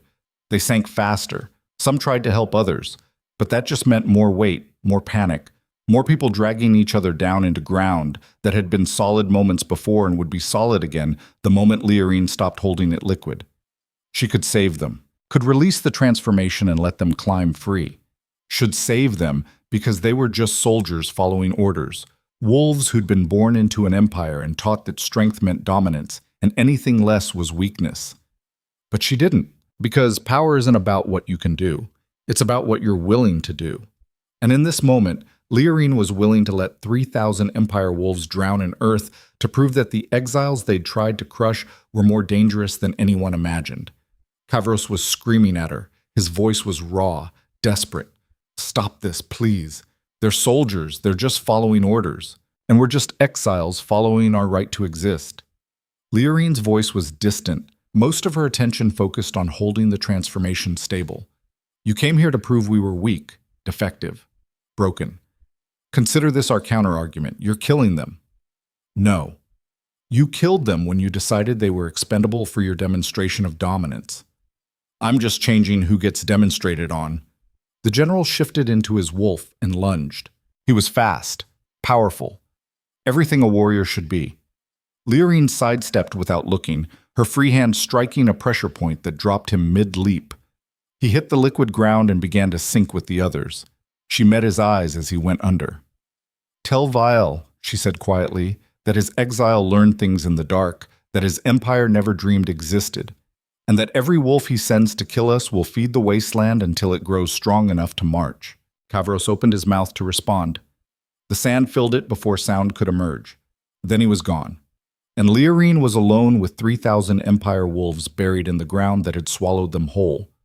She released the transformation. The ground solidified instantly. Where there had been an army, there was now just sand, undisturbed, peaceful, like nothing had happened. Leorine collapsed. The cost of what she'd done hit her all at once. She'd bent reality so far that pieces of her had broken under the strain. She could feel it. Something fundamental cracked in her core, damage that might not heal. But she'd proven the point. The exiles weren't weak. They were just playing a different game with different rules. And in that game, they just won. Hands lifted her. Voices surrounded her. The surviving exiles gathering around their leader who'd just done the impossible and saved them through methods that should not exist. Someone was crying. Someone else was laughing. Most were just silent, staring at the peaceful sand that hid horrors underneath. Leorine tried to speak, but blood came out instead of words. And in the moment before consciousness left her, she felt something shift in the wasteland, in the deep places, in the spaces between reality where the old powers slept. They'd noticed her, and they were pleased. She woke 3 days later in a shelter that smelled of herbs and sickness. The woman who'd given her the wooden carving sat beside the bed, her scarred throat working soundlessly as she tried to communicate. Finally, she just pressed a cup of water to Leorine's lips. Leorine drank. The water tasted of the well, of the miracle they'd built together. "How many?" she asked, her voice rough. The woman held up fingers. 700. 700 out of 1,500 had survived. 800 dead. More than half. But 1,500 had faced 3,000, and the survivors were still here. Still existing. Still proving the Empire's definition of worth was a choice, not a law. Leorine closed her eyes, and then footsteps approached. Multiple people. Moving with purpose. She opened her eyes to find Torvin standing there with a dozen others. Their expressions were complex, gratitude mixed with something that might have been fear. "What you did," Torvin said carefully, "was impossible." Leorine waited. "You killed 3,000 Empire wolves without a wolf of your own. You bent the ground itself to your will. You did things that shouldn't be possible." He paused. "And now we're wondering what else you're capable of. What other costs you're willing to pay. Because that kind of power, used that way, it changes things." "Changes what?" Leorine asked, though she already knew the answer. "Changes whether we're building an alternative to the Empire or just replacing it with a different kind of tyranny. Changes whether we're fighting for the right to exist on our terms or following someone who's decided their terms are the only ones that matter." The words hit harder than any physical blow. Because he was right.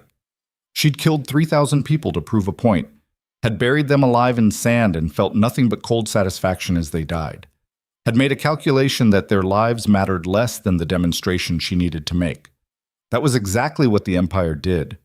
Defined some lives as expendable, made calculations based on whose existence mattered and whose could be sacrificed for the greater purpose. She'd become what she hated, and she'd done it so smoothly, so naturally, that she hadn't even noticed the transformation until someone pointed it out. Leorine looked at Torvin, at the others standing behind him, at faces that had trusted her and were now questioning whether that trust was misplaced. "You're right," she said quietly. "What I did was tyranny dressed as survival. I made a choice about whose lives mattered and didn't ask anyone else's opinion. That's Empire thinking." "So what now?" Torvin asked. "Now you decide. Stay and build something that doesn't require you to trust me with that kind of power, or leave and find your own path. Either way, I won't stop you. And if we stay, then we build better. With rules, with checks, with the understanding that power, any power, becomes tyranny the moment it stops being accountable." The group exchanged looks, muttered conversations Leorine couldn't quite hear. Finally, Torvin spoke. "We'll stay, but not because we trust you blindly, because we think you might actually mean what you just said. And people who recognize their own capacity for tyranny are less likely to fall into it." He turned to leave, then stopped. "But if you ever make a decision like that again without consulting us, we're gone. And we'll make sure everyone knows why." Leorine nodded. "That's fair." The group left, and Leorine was alone with the woman who couldn't speak, who just sat there watching with eyes that had seen too much and understood more than words could convey. The woman reached out and touched Leorine's hand. Not comfort, not condemnation, just contact, connection. A reminder that even when you become what you hate, someone might still see the person underneath the monster you're capable of being. Leorine held that hand and felt tears she didn't deserve track down her face. She'd won the battle, but the cost was understanding that victory, achieved through the same methods as your enemy, makes you indistinguishable from them. And the real fight, the one that mattered, wasn't against the Empire. It was against becoming so focused on survival that you forget what you're surviving for. 3 days later, a messenger arrived from the Empire. Not a soldier, a diplomat. Unarmed, carrying only a sealed message bearing the king's personal seal. Leorine met him in the center of what was left of Ashfall, surrounded by survivors who'd learned to trust her and question her in equal measure. The diplomat was young, nervous, his wolf barely contained beneath skin that looked too tight. He handed her the message without speaking, then retreated to a safe distance. Leorine broke the seal and read. The parchment was different this time. Not thick official declaration stock, just simple paper. Like Virell had written this personally, quickly, without going through official channels. The message was longer than the last one. You killed General Kavros. You buried 3,000 of my best warriors in sand and left them there to rot. You did the impossible and proved that wolfless doesn't mean powerless. Congratulations. You have my attention. Here's what happens now. I could send another army. 10,000 this time. Enough to turn the entire wasteland to glass. But that would make you a martyr, and martyrs are dangerous to empires built on the lie that strength equals legitimacy. I could try to negotiate, offer you something you want in exchange for disbanding your settlements and accepting empire authority. But you've made it clear you don't want what I can offer. So instead, I'm going to do something you won't expect. I'm going to invite you back to the empire. Not as an exile, not as a prisoner, as a guest. To discuss whether there's a path forward that doesn't require either of us to keep killing people who are just trying to survive. You have 7 days to accept. If you don't come, I'll assume you prefer war. And I'll give you war until the wasteland runs red and your exiles learn that survival requires more than willpower and impossible abilities. If you do come, I guarantee your safety. You'll have 3 days in the capital, under truce, to make your case for why the Empire should acknowledge what you've built instead of burning it to ash. Your choice. Signed, Virell Drakkar, who's starting to think he rejected something he should have studied instead. Leorine read it twice, then a third time. Finally, she looked at the messenger.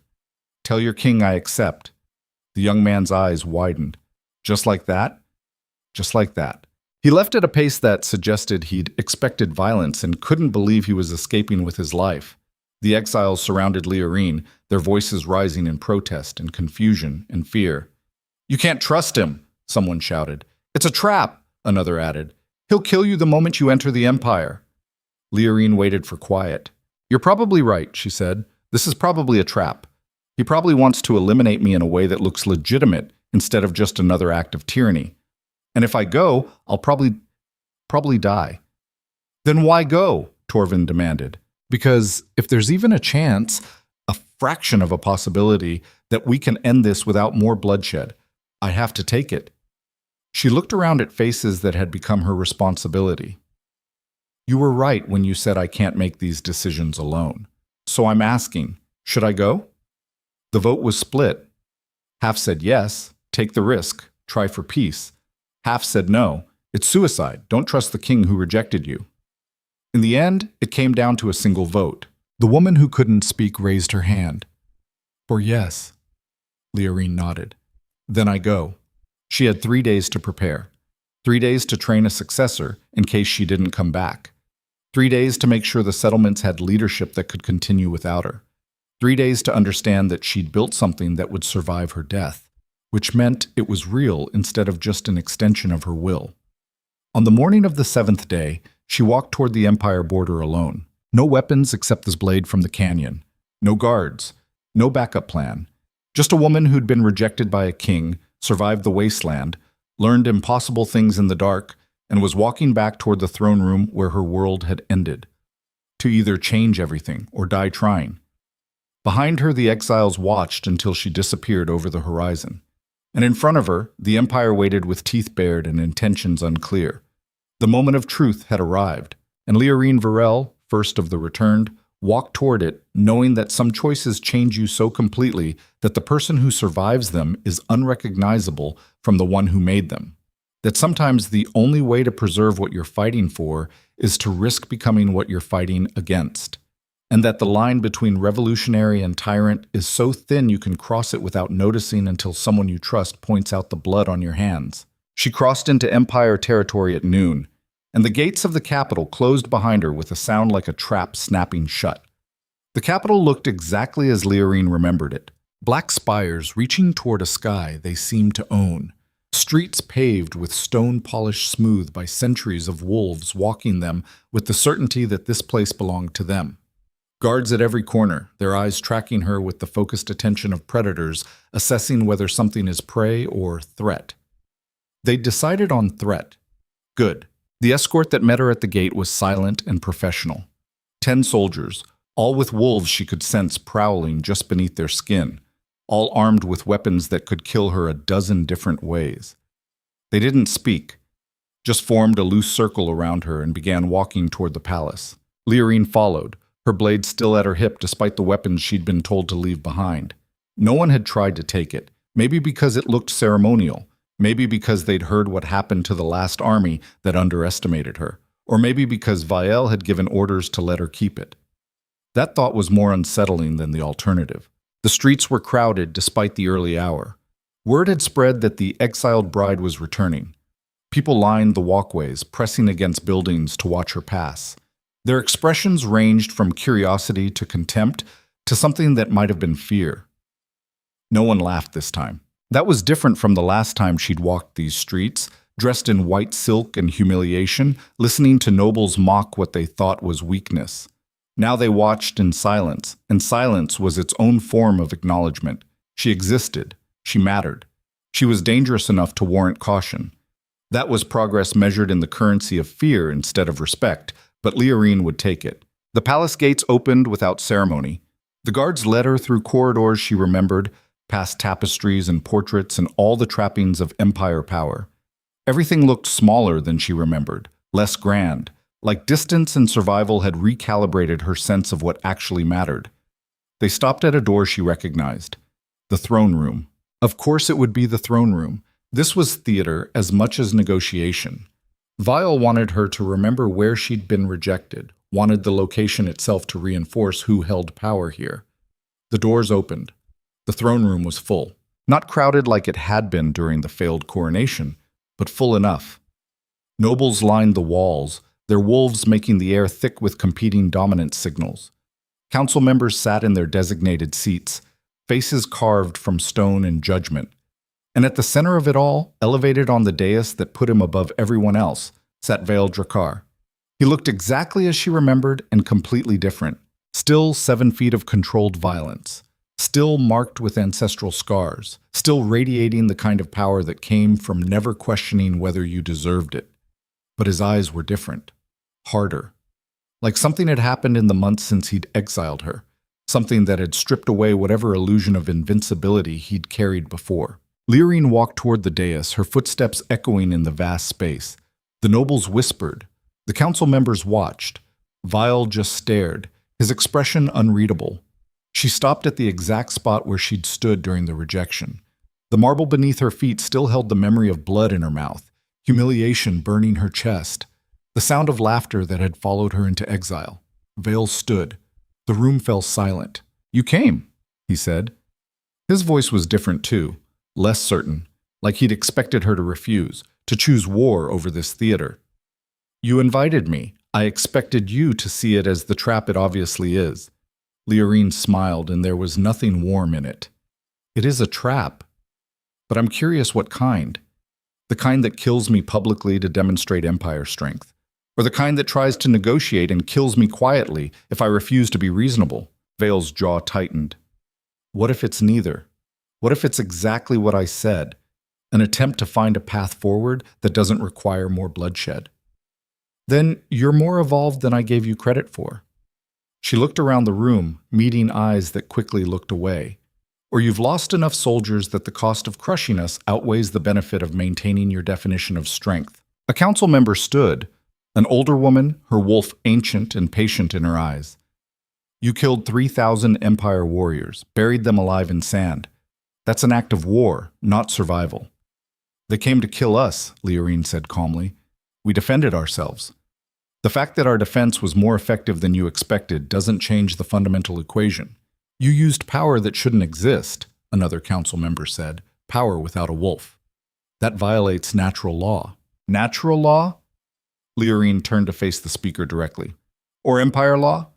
Because last I checked, natural law doesn't care about your hierarchy. It just is. And what I did is as natural as your wolves, just operating through different channels. Channels we've spent generations suppressing, Virell said. His voice cut through the rising murmurs. For good reason. Power without the wolf is unpredictable, uncontrollable, dangerous to the stability that keeps this empire functioning. And power with the wolf isn't? Leorine met his eyes. You've built an entire civilization on the premise that might makes right. That those born with wolves deserve to rule and those without deserve to serve or die. How is that more stable than what I'm offering? What are you offering? Virell descended from the dais, moving toward her with the controlled grace of a predator who's decided to get closer to potential prey. Chaos disguised as liberation, the collapse of every structure that's kept millions alive and relatively safe for centuries, freedom for exiles at the cost of empire stability? He stopped an arm's length away. This close, Leorine could smell him. Wild and controlled in equal measure, the scent of a wolf who'd never had to submit to anything except his own discipline. It triggered something in her, not attraction, but recognition. Two forces designed to oppose each other, standing close enough to either destroy each other or reshape the space between them. I'm offering proof, she said quietly, that your structures are preferences, not necessities.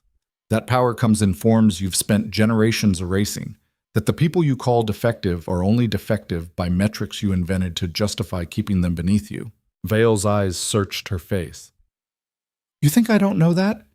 You think I haven't questioned the foundations of everything I inherited?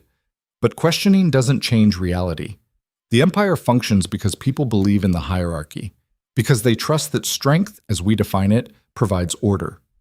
You threaten that belief. You threaten the entire system. Good. The word came out harder than she intended. Your system requires exile, suppression, and the constant elimination of anything that doesn't fit. If threatening it is the cost of proving there's an alternative, I'll pay it. Even if that alternative kills thousands in the process? Virell's voice dropped. You buried my soldiers alive, Leorine. However justified you think that was, it was still mass execution of people who were following orders. The words hit like a physical blow because they were true. Leorine had made that calculation, had decided those lives were worth less than the demonstration she needed to make, had become exactly what she hated in the process. You're right, she said, and the admission cost her. I made a choice that turned me into a tyrant, decided who deserved to live and who was expendable for my cause. That's Empire thinking. That's exactly what I'm supposed to be fighting against. So why did you do it? Because I was drowning in rage and grief and the need to prove we weren't weak. Because I'd watched hundreds of exiles die and needed their deaths to mean something. Because I was terrified that if I didn't demonstrate overwhelming force, you'd send another army and another until we were all dead. She met his eyes. I did it because I'm not as evolved as I pretend to be. Because violence, even in defense, requires you to become comfortable with calculations that would horrify the person you were before survival demanded them. Because the line between fighting tyranny and becoming a different version of it is so thin you cross it without noticing. The throne room was silent. Nobles who'd expected defiance or justification shifted uncomfortably. Council members who'd prepared counterarguments found themselves with nothing to argue against. Virell stared at her like he was seeing her for the first time. You know what the worst part is? He said finally. I rejected you because I thought you were weak, defective, unworthy of standing beside a king. And now you're standing here telling me you've become exactly the kind of ruthless that would have made you a perfect queen. The irony is almost funny. Almost, Leorine agreed. except for the thousands of dead people it took to get here. Vale turned, walking toward the throne but not sitting, just standing beside it, one hand resting on the armrest like he needed the physical reminder of what he ruled. "Here's the situation," he said, addressing the room as much as Leorine. "We can't coexist. The Empire's legitimacy requires that strength, as we define it, matters. Your existence proves it doesn't. That creates an impossible equation." He looked back at her. "So we have three options.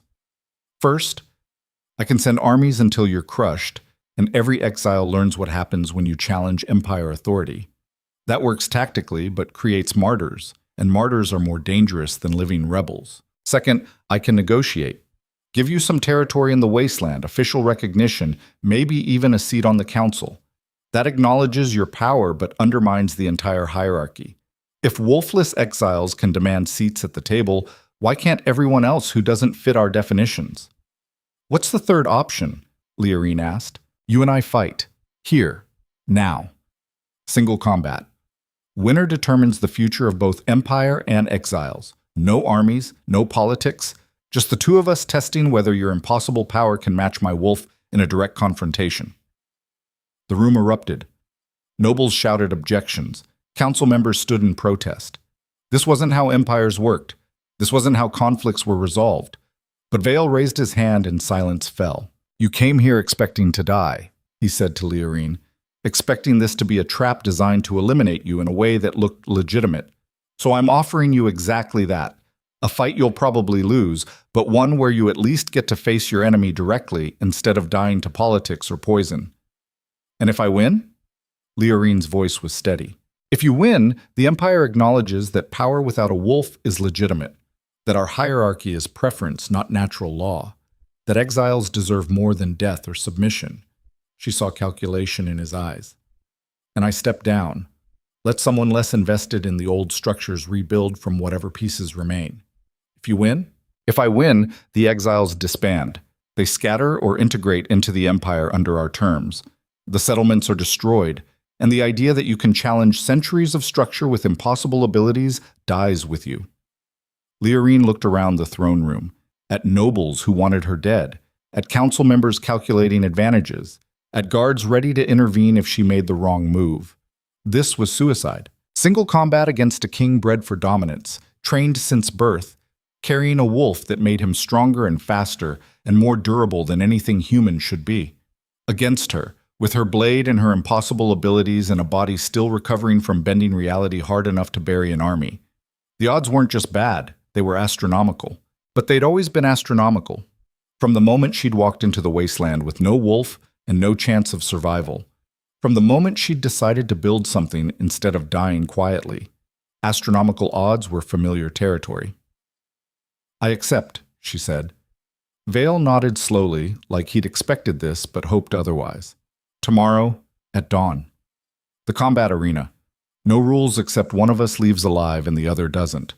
He moved closer, his voice dropping so only she could hear. "I'm going to kill you, Leorine, not because I want to, not even because you threaten the Empire, but because letting you live means admitting I was wrong about you, that I rejected something valuable because I couldn't recognize value outside my definitions, and that admission would unravel everything I've built my identity around." Leorine met his eyes and saw something unexpected in them.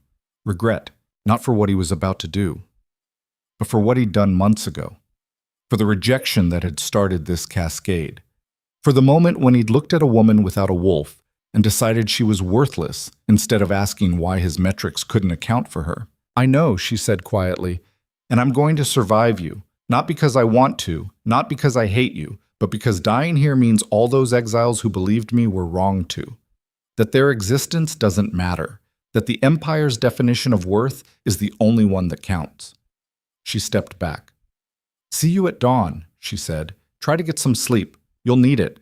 The guards escorted her to chambers that were probably meant to be luxurious, but felt like a cell. Soft bed, clean water, food that didn't taste like desperation, and wasteland dust. She didn't sleep. How could she? In less than 12 hours, she'd be fighting for her life against someone designed to kill people like her. Someone who had every advantage except the one thing she'd cultivated in the dark beneath the wasteland. The understanding that power doesn't come from what you are. It comes from what you're willing to become. Hours passed in meditation and preparation.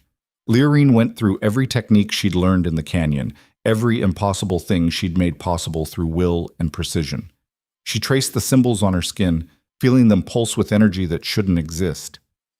And she thought about Karth, about the woman who couldn't speak, about Torvin and all the others who'd trusted her to give them something worth more than survival.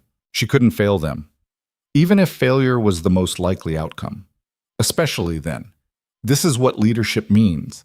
Not having all the answers, not being invincible, just refusing to quit even when quitting is the rational choice.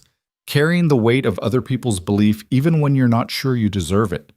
Being willing to die so that the idea you represent survives. Leorine had never wanted to be a leader, had never asked for the responsibility of representing everyone the Empire discarded. But want didn't matter. Need didn't matter. Only the fight mattered. And the fight was coming with the dawn. Someone knocked on her door an hour before sunrise. Leorine answered, expecting guards. Instead, she found a woman she recognized, one of Veil's advisors, ancient and sharp-eyed, her wolf barely contained beneath skin that looked like parchment. The old woman stepped inside without invitation, closing the door behind her. "You're going to lose," she said without preamble. "Probably," Leorine agreed. "Definitely." The advisor moved to the window, looking out at the capital beginning to wake.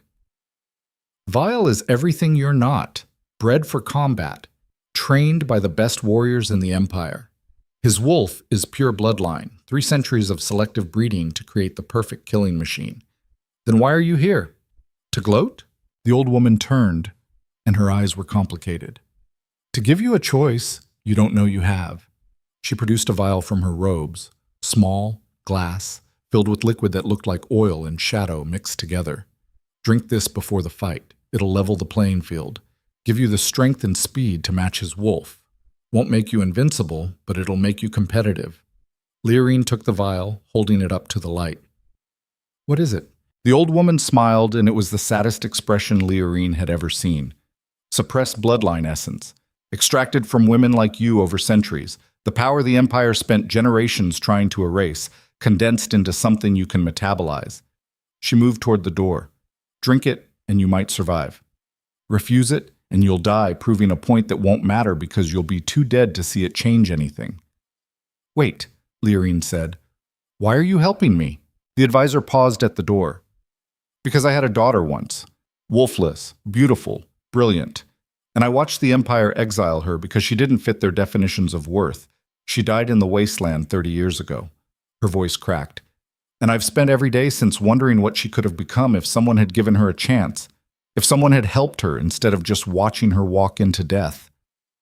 The door closed, and Leorine was alone with a choice that would define everything. She could drink the vial, level the playing field, give herself a real chance at survival and victory. Use the suppressed power of everyone like her who'd been erased by the Empire to prove that they mattered, or she could refuse. Fight with only what she'd learned and earned. Prove that even without enhancement, even without shortcuts, the power she'd cultivated was enough. The first option was pragmatic, smart, the kind of decision someone who actually wanted to win would make. The second was pride disguised as principle. Leorine held the vial for a long time, watching the liquid swirl inside the glass like it was alive, like it was waiting for her decision. Finally, she set it on the table, unopened. Because if she won using power extracted from the Empire's victims, she'd be using their suffering as a tool. Would be no different from the Empire itself, which had built everything on the suppressed potential of people it deemed less than. If she was going to win, it had to be on her own terms, with her own power. Or not at all. Dawn came with the sound of drums. The combat arena was ancient, carved into bedrock centuries ago, designed for challenges that determined succession and settled disputes too important for politics. The floor was sand, dark as dried blood. The walls were stone, smooth and high, preventing escape or interference. And the seats were full. Thousands of wolves packed the arena, their combined presence making the air thick and hostile. They'd come to watch their king prove Empire supremacy, to see the exile who'd killed 3,000 warriors get crushed as punishment and demonstration. They wanted a show. Leorine intended to give them one. She entered from the west gate, dressed in simple combat leathers, the blade from the canyon at her hip. No armor, no enhancement, just her and the skills she'd earned in darkness and survival. The crowd roared, not cheers, something between anticipation and bloodlust. Vale entered from the east. He'd shifted partially, enough to show his wolf without losing human form. His skin rippled with muscle that didn't exist in baseline humanity. His eyes burned gold. His teeth had elongated into something designed for tearing. This was what perfection looked like in the Empire's metrics. Power and control balanced perfectly. Human intelligence directing animal ferocity. He was magnificent, and he was going to try to kill her. They met in the center of the arena. No ceremony, no speeches. Just two forces designed to oppose each other, standing close enough to see the determination in each other's eyes. "Ready?" Vale asked. "No," Leorine said honestly, "but that's never stopped me before." Vale's expression shifted. Almost a smile. Almost respect. Then he attacked. The speed was inhuman. One moment he was standing, the next he was a blur of motion, claws extended, aiming for her throat with precision that came from a lifetime of training. Leorine moved, not away, through. She flowed past his attack, her blade singing as it deflected claws that could have torn her apart. The symbols on her skin burned bright, every one of them a reminder of impossible things she'd learned to make possible. Virell spun, recovering instantly, attacking again from a different angle. Faster this time, more committed. Leorine met him with precision instead of strength, redirected his momentum, used his speed against him, made him fight not just her but the space between intention and action, thought and execution. The crowd noise intensified. This wasn't supposed to happen. The Exile was supposed to die quickly, proving that wolf power was superior. Instead, she was matching him. Not in strength, she couldn't match that, but in strategy, in understanding, in the kind of fighting that turned every advantage into a liability if used predictably. Virell snarled and pressed harder. His attacks came faster, more brutal, testing her defenses from every angle. Claws raked air where she'd been a fraction of a second before. Teeth snapped shut on nothing as she twisted away. But the margin was getting thinner. Sooner or later, she'd be a fraction too slow. Would misjudge an angle. Would make the single mistake that's all it takes when fighting someone this dangerous. She had to change the equation. Leorine stopped retreating and attacked. Her blade flashed toward Vael's exposed ribs. He blocked, but the move forced him defensive. She pressed, not with strength, but with relentless precision, targeting pressure points and weak spots with strikes designed not to overpower but to accumulate damage. One cut on his arm, shallow, barely bleeding. Another on his thigh, deeper, making him favor that leg. A third across his ribs. Not fatal, but painful. Death by 1,000 cuts wasn't dramatic, but it worked. Vael roared and shifted fully. The transformation was instant. Human form exploding into wolf, 7 feet becoming 8, muscle doubling, control giving way to pure animal fury. This was what the crowd wanted. The king in his true form, ready to tear apart the Exile who dared challenge him. Leorine stood her ground. The wolf charged. There was no strategy this time, no precision, just overwhelming force designed to crush anything in its path. Leorine pressed her free hand to the arena sand and pulled. The ground responded, not liquefying like she'd done in the wasteland. That would kill Vael instantly and prove nothing except that she could murder when cornered. Instead, the sand formed a wall, solid, instantaneous, rising between her and the charging wolf fast enough to... Vael hit it at full speed. The impact was catastrophic. The wall shattered.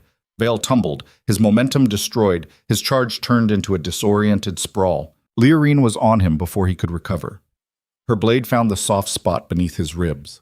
Not deep, not fatal, just enough to prove she could have killed him if she'd chosen to. She stepped back. Vael shifted to human, blood running from the shallow cut, his breathing ragged. The crowd had gone silent. This wasn't how it was supposed to end. The Exile was supposed to die. The king was supposed to prove Empire supremacy. Instead, she'd spared him. "Yield," Leorine said quietly. Vael's eyes burned. "Never." "Then we keep going until one of us can't," she raised her blade. "And eventually, that'll be you. Because I've already died once, in a wasteland where I had nothing except the will to survive. You've never experienced that. Never felt what it's like to have everything stripped away except the choice to quit or evolve. You don't know what I've experienced. You're right. I don't. But I know what you haven't. And that's the difference between us. Vale stood, his wolf surging beneath his skin, fury and something else warring in his expression. That something else was realization. That Leorine was right. That he'd been born into power, raised in certainty, never truly tested by the kind of existential threat that forces evolution, while she'd been forged in it. The king attacked again, but his heart wasn't in it anymore. Leorine could feel it in the tempo of his strikes, the hesitation creeping into moves that should have been decisive. He was starting to believe he might lose, and belief shapes reality more than strength ever could. They fought for what felt like hours but was probably minutes. Virell's attacks slowing, his defenses weakening, blood from a dozen shallow cuts dripping onto sand that had seen centuries of combat and never seen a king brought this close to defeat. Leorine was bleeding too, slashes across her arms, a deep gash on her shoulder, her ribs screaming from an impact she hadn't quite dodged. But she was still standing, still fighting, still proving that wolfless didn't mean powerless. Finally, Virell collapsed to one knee. His wolf flickered, the partial shift destabilizing. His breathing was labored. His eyes held something Leorine had never seen in them before. Defeat. Not physical defeat. Not yet. But the deeper kind. The acceptance that he was facing something he couldn't overcome through conventional means. "Do it," he said hoarsely. "End it." Leorine stood over him, blade raised, positioned perfectly to deliver the killing strike. The arena held its breath. This was the moment. Victory or death? Proof that her power was legitimate or confirmation that she'd just gotten lucky? She lowered her blade. "No," she said. The crowd exploded into confused noise, shouts, questions, demands for explanation. Leorine ignored them, focusing entirely on Vale. "I didn't come here to kill you," she said. "I came here to prove that your metrics are wrong, that power exists outside your definitions, that the people you call defective are only defective by standards you invented." She extended her hand. "You lost this fight, but not because you're weak, because you're fighting to maintain a system that requires you to never question whether it's right. And that requirement is what makes you vulnerable. Get up, acknowledge what you saw here, and help me build something better than what either of us inherited." Vale stared at her hand like it was a weapon more dangerous than her blade, because, in a way, it was. Accepting it meant accepting that everything he'd built his identity on was negotiable, that the Empire's foundations could be questioned, that the girl he'd rejected might have been right about more than just her own worth. His hand started to rise, and then an arrow punched through Leorine's shoulder from behind, the impact spinning her around, blood spraying across sand and king. The arena erupted into chaos. Leorine hit the ground, her vision blurring, trying to locate the archer who'd just violated every rule of single combat, and saw the old advisor standing in the royal box, bow in hand, her ancient face twisted with something between rage and grief. "Forgive me," the woman mouthed, "but my daughter died for nothing, and I won't let the Empire change for someone else's child when it wouldn't change for mine." Guards were moving, nobles shouting, Vale screaming orders. But Leorine's world was narrowing to the pain in her shoulder and the understanding that she'd been betrayed not by an enemy, but by someone who'd lost so much to the Empire that she couldn't bear to see it evolve. She tried to stand and collapsed instead, the arrow having done more damage than she'd realized. Vale was beside her suddenly, his hands pressing against the wound, his voice raw with something that might have been panic. "Stay with me," he commanded. "Don't you dare die now." Leorine laughed, tasting blood. "Kind of ironic. You were about to kill me anyway. I was going to fight you, not execute you from behind like a coward." His eyes blazed. "You're not dying to assassination, not after everything. Might not be my choice." Her vision was fading. Blood loss or poison on the arrow, she couldn't tell which. The last thing she saw before darkness took her was Virell's face, twisted with an expression she'd never expected to see there. Fear of losing something he'd just realized mattered. And the last thing she heard was his voice, rough and desperate, speaking words that would reshape an empire if she survived to hear them properly. "The fight isn't over, and neither are you." Then nothing. Just darkness and the distant sound of a world collapsing into consequences that no one had predicted. Pain woke her, not the sharp kind that signals injury, the deep kind that suggests your body has been fighting for survival while your consciousness was elsewhere, and the fight costs more than you can immediately calculate. Leorine opened her eyes to find herself in a room she didn't recognize. White stone walls, windows letting in light that hurt to look at. And beside her bed, slumped in a chair that looked too small for his frame, was Virell. He was asleep, or unconscious. It was hard to tell. His face was drawn, shadows under his eyes that suggested he hadn't rested properly in days. His hands were stained with blood that had dried to rust. Her blood. She tried to sit up and immediately regretted it. The arrow wound in her shoulder screamed protest, sending waves of agony through her chest that made her gasp. The sound woke Virell instantly. His eyes snapped open, gold flaring bright, his wolf surging to alertness before his human mind caught up. Then recognition hit, and something in his expression shifted from threat assessment to something more complicated. Relief, maybe. Or the guilty knowledge that she'd almost died because of a system he'd spent his life defending. "You're awake," he said. His voice was rough, like he'd been screaming or hadn't used it in a while. "How long?" Leorine asked. 3 days. You've been in and out, mostly out. The arrow was poisoned, some old compound designed to kill slowly enough that the victim suffers. We had to cycle through every antidote the palace physicians knew before finding one that worked. He stood, moving to pour water from a pitcher beside the bed. His movements were careful, controlled, like he was afraid sudden motion might break something fragile. "Here, drink."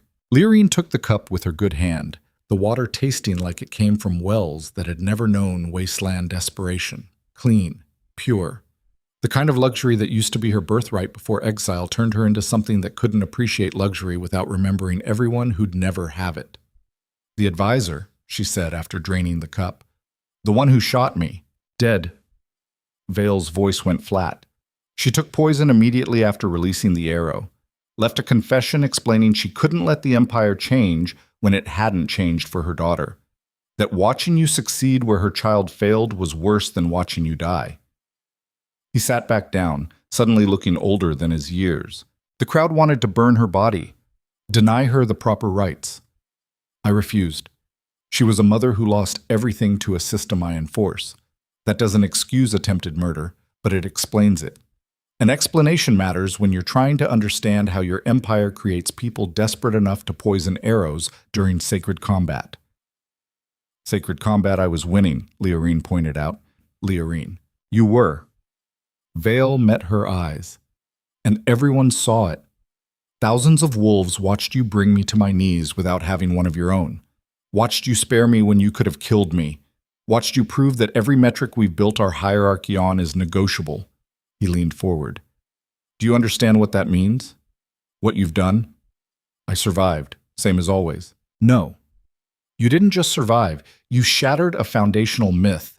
The Empire has operated on the premise that wolf power equals legitimate authority for so long that questioning it was unthinkable. You made it thinkable. Made 3,000 witnesses watch their king lose to someone they'd been taught was defective."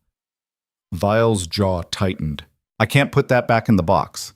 Can't pretend it didn't happen. So now I have to decide whether to double down on the old structures and prove you were an anomaly worth crushing, or acknowledge you were right and help build whatever comes next." "And which are you choosing?" Leorine asked. "I don't know yet." His honesty was startling.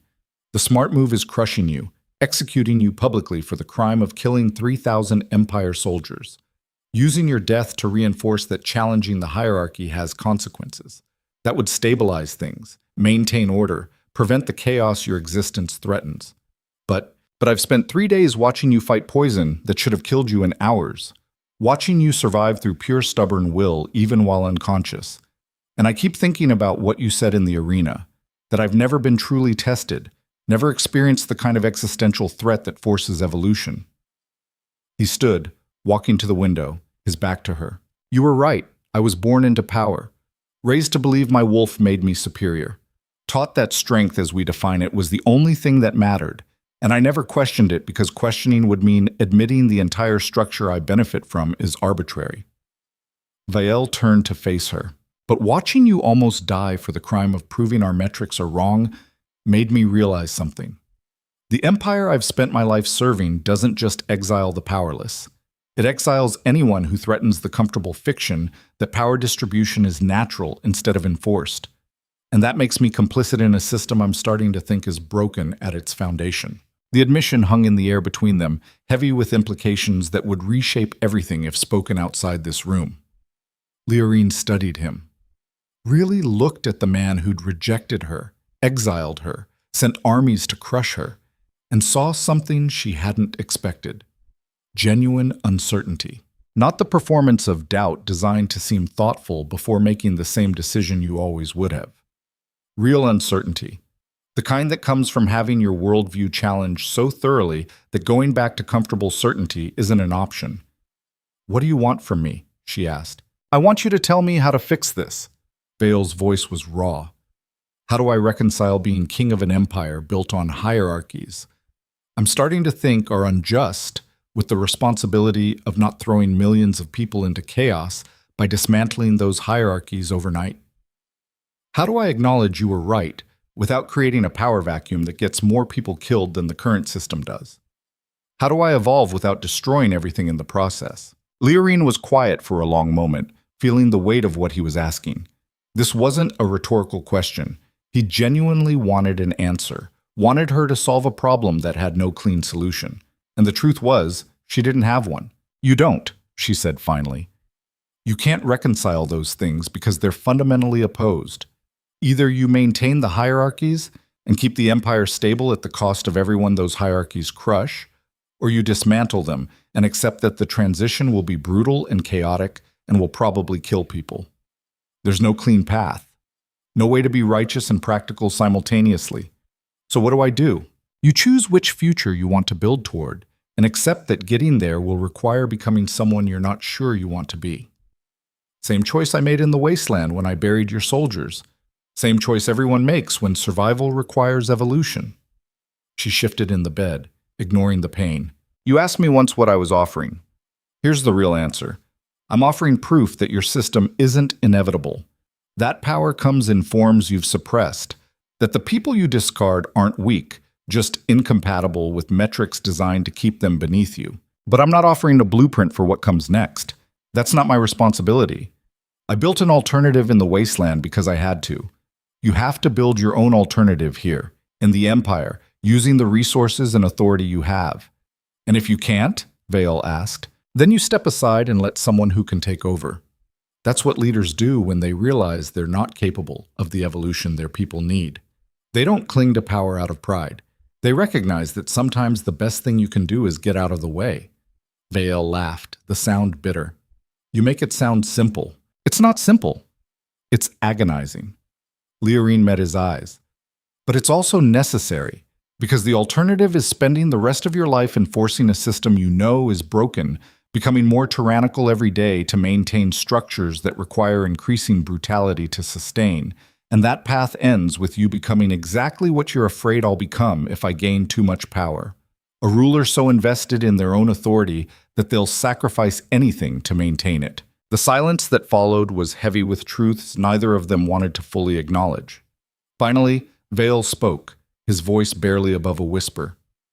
"What if I asked you to stay? To help me rebuild this empire into something that doesn't require exile and suppression to function?" Leorine felt something complicated twist in her chest. Not attraction, though that was there too, unwanted and inconvenient. Something deeper. The recognition that the man who'd rejected her had evolved into someone capable of asking that question genuinely. "I can't," she said. "The exiles who followed me into this aren't my subjects. They're people who chose to build something outside your empire. I can't abandon them to play politics in the place that tried to kill us. And more than that, I don't belong here. Never did. This world requires compromises I'm not capable of making, diplomacy I'm too broken to perform, patience I burn through in the wasteland. You belong where you choose to belong," Veil said. "No. You belong where you're capable of functioning, and I'm capable of building in the margins, in the wasteland, in the places your empire doesn't care about, not in throne rooms and council chambers where every word has 17 meanings and honesty is a liability." "So that's it?" Veil's voice held something that might have been disappointment. We go back to being enemies? We were never enemies. We're just operating on different frequencies. You're trying to reform an empire from within. I'm trying to build an alternative from without. Those goals don't have to conflict. How do they not conflict? Your existence undermines my legitimacy. My empire's survival requires delegitimizing you. Only if you insist on a zero-sum equation. Leorine shifted again, forcing herself to sit up despite the pain. What if instead of viewing the wasteland settlements as threats, you view them as pressure valves? Places where people who don't fit your hierarchies can go instead of dying or being crushed. What if you officially recognize that your metrics aren't universal? That wolf power is one form of legitimate strength, but not the only one. That there are multiple ways to organize society, and the empire's way doesn't have to be the only permitted version? That would fracture empire unity, Virell said. Different power structures can't coexist without conflict. They've been coexisting for months. Your empire operates one way. My settlements operate another. The only conflict comes from your insistence that there's only one legitimate approach. And if I officially recognize your approach, every disaffected group in the empire will demand the same recognition. Every minority that feels oppressed will want their own settlements, their own structures, their own alternatives. Good. Let them build. Let 1,000 different approaches emerge and let people choose which ones work for them. That's not fracturing, that's evolution. Virell stared at her like she'd suggested dismantling the sun. You're talking about the end of the empire as it exists. I'm talking about the transformation of the empire into something more flexible. Something that doesn't require conformity to survive. Something that can accommodate difference instead of crushing it. She met his eyes. You asked how to fix this. That's how. Stop trying to maintain a monolithic structure and start allowing diversity. Stop enforcing one definition of strength and start acknowledging that strength comes in forms you haven't imagined. Stop treating exile as elimination and start treating it as migration to a different social model. And accept that the empire that emerges from that transformation won't be the one you inherited. It'll be something new, possibly better, possibly worse, but definitely different. The weight of what she was proposing settled over the room like snow, quiet, inexorable, changing the landscape whether you wanted it to or not. Virell walked back to his chair and sat, his expression distant, calculating. Running scenarios that probably involved civil war and collapse and every nightmare that keeps rulers awake at night. Finally, he spoke. If I do this, if I recognize the wasteland settlements as legitimate alternative societies, I'll need guarantees. No raids on Empire territories, no recruitment of Empire citizens. Clear boundaries between your jurisdiction and mine. Agreed. On one condition. Which is free movement. Anyone who wants to leave the Empire for the settlements can. Anyone who wants to leave the settlements for the Empire can. No forced retention on either side. People choose their own society. Virell's jaw tightened. That's a massive concession. It means I can't prevent defection. It means you have to make the Empire worth staying in. That's not a concession. That's accountability. He was quiet for a long moment. Then he nodded, sharp and final. Done. I'll draft the recognition documents. You'll have official status as autonomous territories under your own governance, and we'll establish a council to manage disputes between our jurisdictions. Leorine felt something unclench in her chest. Not victory. This wasn't victory. This was compromise, messy and imperfect and probably temporary. But it was also survival, for her people, for the exiles who trusted her, for the idea that you didn't have to fit Empire metrics to deserve existence. There's one more thing, Virell said. Of course there is. His expression shifted to something more vulnerable. The rejection. What I did to you in this throne room, I need you to know that I... Don't, Leorine interrupted. Don't apologize. Don't explain. Don't try to make it better with words. But I need to... No. You need to live with it. She kept her voice gentle despite the hardness of the words. You made a calculation based on the metrics you were raised with. You looked at someone without a wolf and decided they were worthless. That choice set everything else in motion. And you don't get to absolve yourself of it just because you've evolved since then. You carry it. Let it remind you every day that your metrics were wrong, that you're capable of enormous cruelty when you're certain you're right. That certainty itself is dangerous. Virell's face was stone, but his eyes were complicated. That's harsh. That's honest. And you asked me to help you fix this. Well, this is how. You don't fix systemic cruelty by feeling bad about it. You fix it by remembering exactly how it felt to inflict it, and letting that memory prevent you from inflicting it again. You don't forgive me. I don't know yet. Leorine's voice was quiet. Ask me in 10 years, after I've seen whether you actually implement the changes you're promising, or whether this is just performance until the crisis passes and you go back to comfortable tyranny. Ask me. After you've proven that acknowledging you were wrong about me means you're also willing to be wrong about everyone else you've dismissed. Fair enough. They sat in silence, two people who'd started as bride and groom and become something far more complicated. Not enemies, not allies. Something that didn't have a clean name because it existed in the space between opposition and collaboration. Eventually, a knock came at the door. Virell stood. That'll be the physicians. They'll want to check your wound, make sure the poison is fully purged. He moved toward the door, then stopped. When you're well enough to travel, I'll provide escort back to the wasteland. Full honors. So everyone sees that you're returning as a recognized leader, not a defeated exile. Leorine nodded. Thank you. Don't thank me yet. This could still collapse. The nobles will resist. The council will push back. Half the empire will think I've lost my mind. And there's a non-zero chance this ends with civil war and both of us dead. Then we'll die having tried something different. Better than dying to maintain something broken. Virell almost smiled. You really don't compromise, do you? Not on things that matter. He opened the door, admitting physicians who descended on Leorine with the focused efficiency of people who'd spent days keeping her alive and weren't about to let their work be wasted now. Virell left, and Leorine submitted to being examined, prodded, and pronounced miraculously fortunate to be alive. The poison should have killed her. The blood loss should have killed her. The sheer trauma of everything she'd endured should have killed her. But she'd survived. Same as always. 5 days later, Leorine stood at the eastern gate where she'd been exiled months earlier. The same gate, the same wasteland stretching beyond it. But everything else was different. Behind her stood Virell and a delegation of Empire officials, their expressions ranging from barely concealed contempt to genuine curiosity. In front of her stood Torvin and a group from the settlements, their faces showing relief and wariness in equal measure. And between them stood the marker Virell had commissioned, a pillar of black stone inscribed with the recognition agreement. Proof that what they'd negotiated wasn't just words, but something being carved into the permanent record. The official language was bureaucratic and careful, but the core was simple. The wasteland settlements were recognized as autonomous territories. Empire citizens could migrate there freely. Exile was no longer a death sentence, but a choice of different jurisdiction. It was imperfect. It left 1,000 questions unanswered.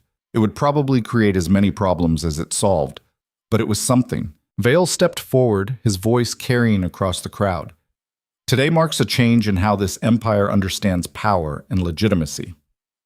We have operated for centuries on the belief that strength, as we define it, is the only valid foundation for authority. That belief led us to exile, suppress, and eliminate anyone who didn't conform to our metrics. He looked at Leorine, and it led us to discard someone who proved our metrics were incomplete, who demonstrated that power comes in forms we'd spent generations trying to erase, who built something functional and legitimate using foundations we'd declared impossible. The Empire was wrong. I was wrong. And rather than compound that error by continuing to insist our way is the only way, we're choosing evolution. Murmurs ran through both crowds. Not all positive. Change never is, especially to those comfortable with current arrangements. But enough people looked thoughtful. Enough seemed willing to consider that maybe rigid hierarchies weren't the only path to order. Virell extended his hand to Leorine. Go in peace. Build in peace. And know that you have proven what needed proving, that existence itself, maintained against everything designed to eliminate it, is a form of power that empires ignore at their peril. Leorine took his hand. The contact was brief, formal, but something passed between them. Not forgiveness, that would take years, if it happened at all. But acknowledgement. Understanding that they'd both been shaped by a system that required them to be enemies, and they'd managed to become something else instead. She released his hand and turned to address the crowd. To everyone who was exiled, suppressed, or told they were defective because they didn't fit Empire metrics, you were never broken. You were just measured by standards designed to keep you beneath those already powerful. And you survived anyway, built anyway, proved anyway. Her voice strengthened. The settlements aren't perfect. We're still figuring out how to organize without hierarchies, how to accommodate difference without descending into chaos. We'll make mistakes. Some of them will be terrible, but they'll be our mistakes. Made by us, for us, in service of our vision of what society could be instead of what the Empire insists it must be. She looked at Virell one final time. Thank you for recognizing what you tried to erase. Now comes the harder part, actually implementing the change you've promised. Don't make me come back here to remind you. The king almost smiled. I wouldn't dream of it. Leorine walked through the gate. Torvin fell into step beside her, his expression complicated. Did we just witness history or the setup for a disaster? Probably both, Leorine said. History's cleanest moments usually contain the seeds of future disasters. You're not exactly radiating optimism. I'm radiating realism. She looked at the wasteland ahead, the settlements that had become home in ways the palace never was. We bought time, recognition, the legal framework to exist without being hunted.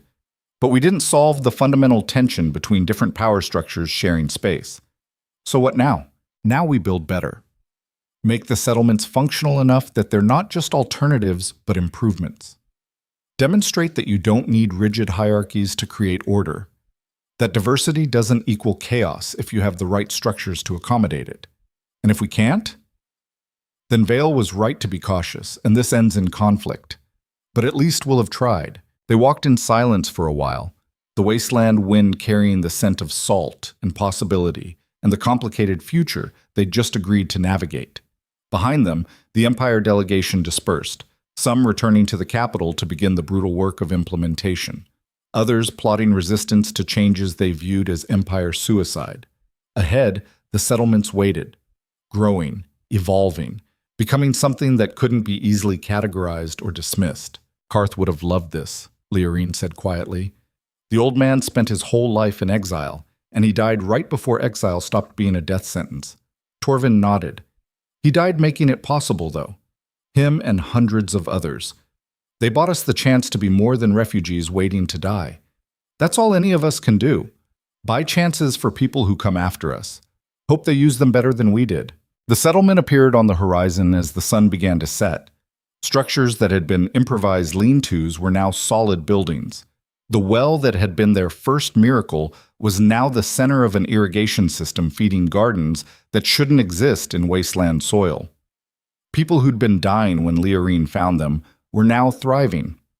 Not perfectly, not without struggle, but thriving nonetheless. The woman who couldn't speak was waiting at the settlement entrance. When she saw Leorine, her scarred face broke into a smile that needed no words to convey its meaning. Welcome home. Leorine embraced her, feeling the weight of everything she'd survived, everything she'd become, everything she still had to do settling onto shoulders that had learned to carry impossible loads. Home. The word tasted strange. She'd been exiled from her first home, had built a second one in desperation, and was now returning to it as something neither exile nor empire, but something new. Something undefined by either category. That night, the settlement gathered around the central fire. No ceremony, no speeches, just people who'd survived together sitting in proximity, sharing food and silence and the complicated relief of knowing they'd made it through another crisis. Leorine sat slightly apart, watching faces illuminated by firelight, seeing the scars they all carried, physical and otherwise. Understanding that what they'd built wasn't utopia, it was just a different set of problems, hopefully more honest than the ones they'd escaped. Torvin approached, settling beside her with the comfortable silence of people who'd fought together enough times to not need constant conversation. You know this won't last, he said eventually. The recognition, the peace. Empires don't fundamentally change. They just adapt enough to survive threats and then revert to type. Probably, Leorine agreed. But we bought time. And in that time we can build deep enough that reverting becomes harder than continuing to evolve. You sound like you're planning to be here a while. Where else would I go? She looked at him. This is what I fought for, not recognition from the Empire. The chance for exiles to exist on their own terms. I don't get to walk away from that just because it's harder than I expected. Torvin nodded slowly. Good. Because some of us were worried you'd go back to the Empire. Take Vale up on whatever offer he probably made. He made one. I refused. Why? Because belonging somewhere means being capable of functioning there. And I'm capable of functioning here, in the margins, building with people who understand what it means to survive outside the structures that were supposed to protect them. I'm not capable of palace politics and the endless calculations of who to appease and who to sacrifice. She smiled, tired but genuine. I'm too broken for empire work, but I'm exactly broken enough for this. The fire crackled. Someone started singing, a wasteland song that had emerged from exile rather than being brought from the empire. Others joined in, voices rough but committed. Leorine listened, feeling something settle in her chest that might have been peace, not the peace of resolved conflict, the peace of knowing she was exactly where she needed to be, doing exactly what she was capable of doing, with people who understood that survival wasn't the end goal, building something better than survival was. The stars came out, more visible here than they'd ever been in the Empire where light pollution dimmed the sky. Leorine looked up at them and remembered the first night in the wasteland, freezing and certain she was dying. She'd survived that night, and every night since. Not through strength as the Empire defined it, through stubbornness and evolution and the understanding that the only unforgivable surrender is giving up on yourself. You good? Torvin asked. No, Leorine said honestly. I'm wounded, traumatized, carrying the weight of hundreds of deaths I'm responsible for, and facing a future that's probably going to be harder than anything that came before. She looked at him. But I'm here. We're here. We built something that exists despite everything designed to prevent it. And tomorrow, we'll wake up and build more. That's not optimism.